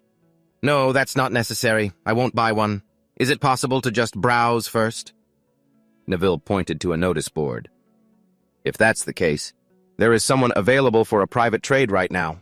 Would you like to meet them immediately? Then I'll leave it to you. A beam of light shot from Neville's finger, forming a glowing portal in front of Sung Min. Neville retreated back into the shadow. I shall take my leave for a moment. He nodded and replied simply, All right. What is this? Did he just tear open space? All that power from just a broker? And what in the world is area? Suddenly a voice spoke out. What's this? It's a little boy. I am Senjuros. I don't know how much you can see of me, but you should at least know my name. Aren't you going to come in? Don't just stand there frozen. Her appearance surprised Sung Min. A dark elf? Okay. He stepped through the spatial gate, introducing himself. I am Lee Sung Min. I'd like to commission a spear. Oh? Senjuros asked in return. Do you have a particular shape in mind? Sung Min took out a spear. It would be great if you could make it in this shape. She glanced at it and remarked, Ah, a central plane-style spear. Can you show me how you use a spear? The request confused Sung Min. Huh? Why would I? Showing one's martial arts to others is taboo for a martial artist. But Senjuros just explained nonchalantly, because I need to know what kind of techniques you use. Only then can I craft something suitable for you. Different martial arts require different details, so it's absolutely necessary. Sungmin, still skeptical, asked again, "You'll watch my techniques and then craft the spear accordingly?" Senjuros nodded and replied, "Listen, kid, I'm 400 years old. I enjoy using a hammer, so I've been in this trade for the past 355 years. Although my starting point was a bit different from naturally gifted blacksmiths like the dwarves." This confession was completely unexpected for Sungmin. Senjuros then continued, "But it's also true that for the past 355 years I have lived as a blacksmith. I'm confident that I'm in no way inferior to a dwarf." Sungmin was completely stunned. He recalled a memory of himself with Hoyon. "You and I have different starting points after all." He then smiled and thought to himself, "She's so similar." Meanwhile, Senjuros suddenly spoke up. "Seriously? I don't know what's wrong with me today, bringing a kid like you here and spouting all this nonsense. If you don't like it, then leave. Go ask a dwarf blacksmith." Sungmin quickly replied, I'll show you my martial arts right now." Hearing this, Senjuros remarked, "You changed your mind pretty fast, didn't you? Usually others would stay skeptical and just leave." He smiled and explained, "Well, you said you've been putting in the effort for 355 years. The two of them fell silent for a moment until Senjuros burst out laughing. "Aren't you a little too trusting?" Sungmin went along with it, replying, "That's a first. The first time anyone's ever called me trusting." Senjuros smiled at him, then turned and walked away, remarking, "You've got a silver tongue, don't you?" The truth was, Senjuros could no longer hold back her smile. So much so that she had to use her hand to pull down the corners of her mouth and put on a cool expression as she looked at Sungmin. "Kid, I like you. I'm a man who likes to be fair, but this time, I have to forge an item that's worth more than what I was paid. You're definitely going to become a regular of mine." Sungbin recalled Senjuros' words. "It'll take a few months to finish forging. I'll just have to wait patiently." He was training at that moment, thinking to himself, "The fight with the Chimera Augur was my first true battle against a top-tier master. I learned so much from it. Now I just need to make that knowledge my own." Sungbin then recalled something from the past. "You've got a good eye. This should be called a talent. From what I can tell, what they call talent, a sixth sense, my five senses, I can feel them all again now. After my senses were sealed during my mountain training, they were all converted into a skill. And during the fight with Augur, I started to feel it a bit. This feeling that flows unconsciously through my body, that must be the sixth sense. It's an incredible power, but I can't rely on it too much. Even though the mountain training sharpened my emotions and my six senses, the rest of my senses haven't had any breakthroughs. Touch, smell, taste, hearing, and the sixth sense. I have to resolve this imbalance between them. If I can't, things might never get back on the right track." Later that afternoon, at the Mercenary Guild, Baron asked seriously, "What's going on? Are you already off to take on another mission?" Sungbin calmly replied, "No, what's the status of the Chimera Augur's corpse?" Hearing this, Baron poured him a drink and continued, "Oh, you're interested too? I guess that makes sense. If it's a chimera, then someone must have created it. It's a bit difficult for me to investigate on my own, so I'm cooperating with the Magic Guild to investigate it." Sungbin began to think to himself again. "In my past life, I never found out about the Chimera Augur. Either no one took the mission, or someone definitely did, but was killed by the Augur. Looking at the situation now, it seems that in about half a year, the Master of Hell will be discovered as the one who created the Augur. Or maybe that person was the one who summoned the Chimera in my past life. As long as I can kill it, then maybe I can change the future. I'd also like to see the corpse."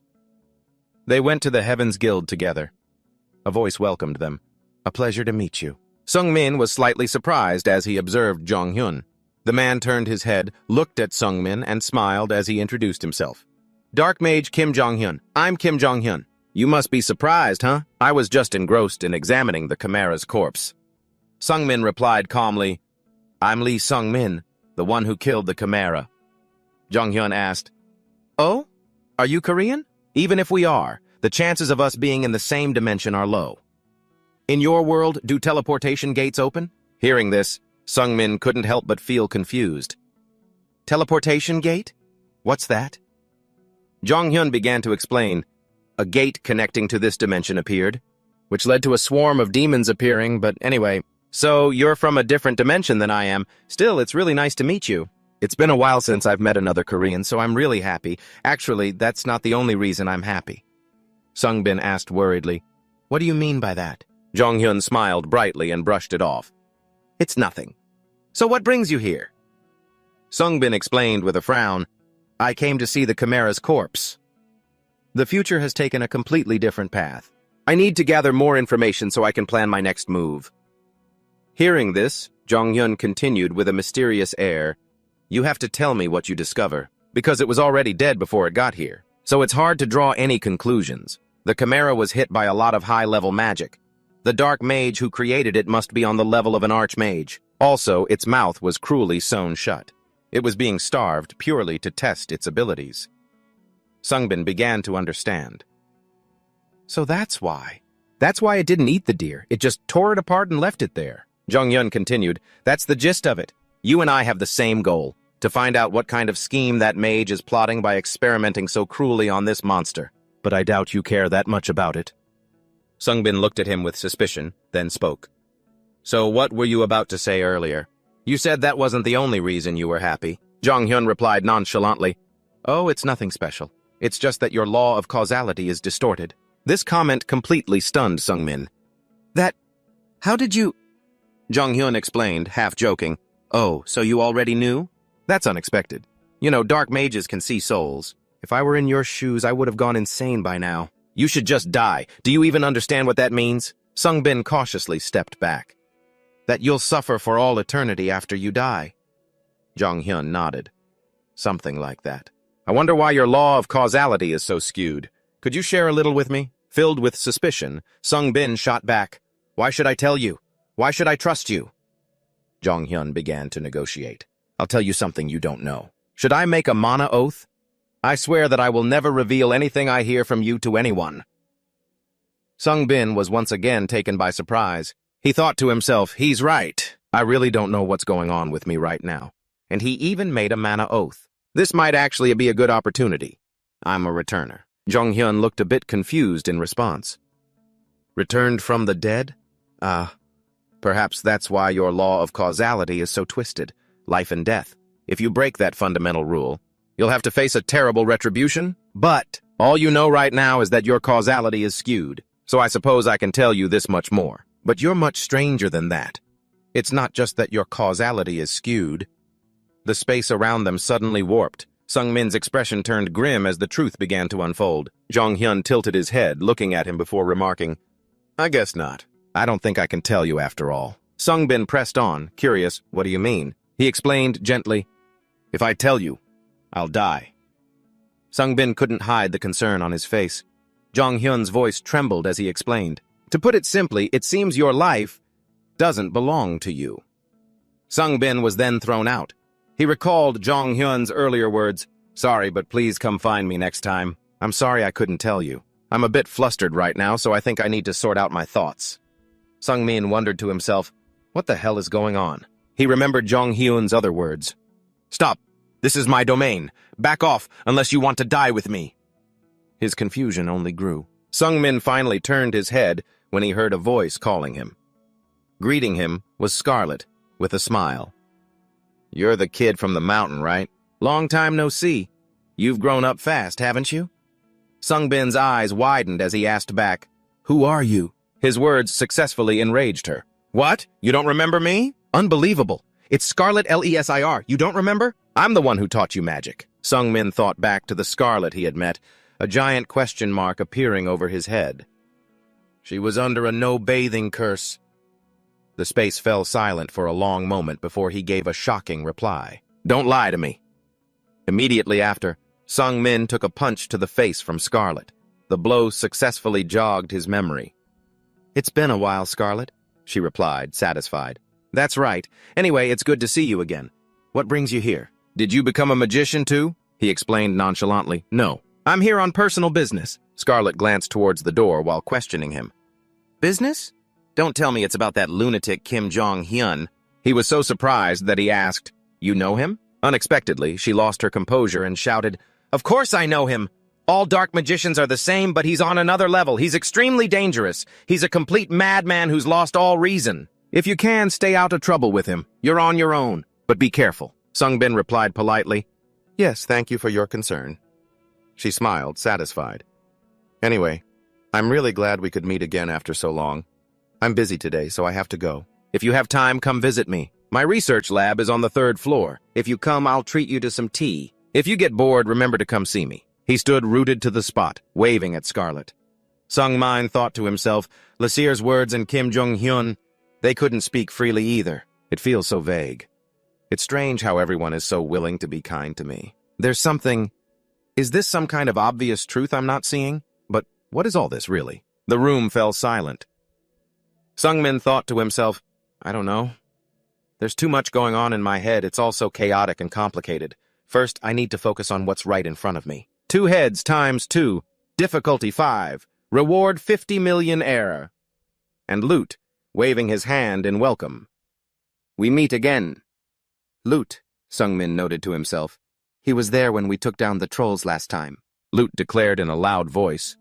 This time, I'll show everyone my true power. Sungmin nodded with a satisfied look. Then I'll be counting on you. Another new connection. I've learned something in this second life. People can't live alone. I've been pushing away those who tried to get close to me.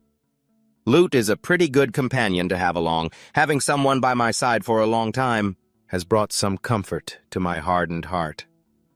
3 months passed just like that.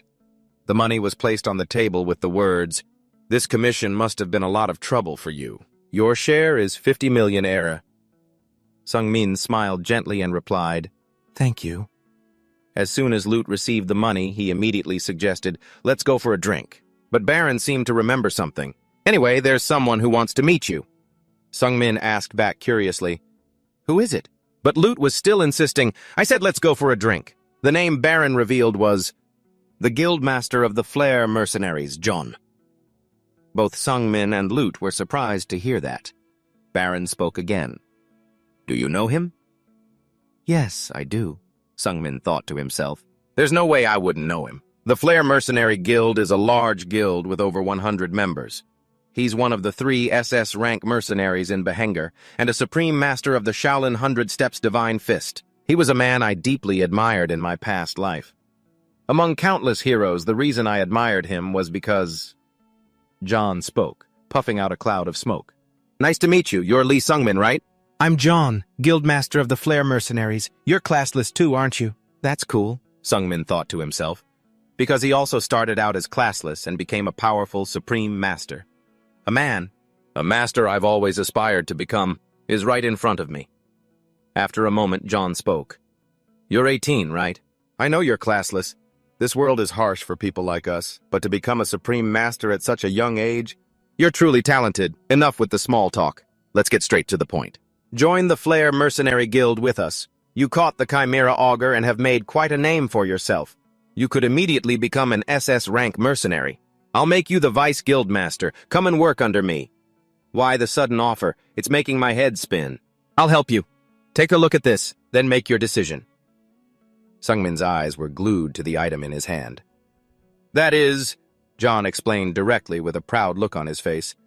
This is a lesser completion pill. You've probably heard of it, right? The lesser completion pill. An elixir from the Shaolin Temple.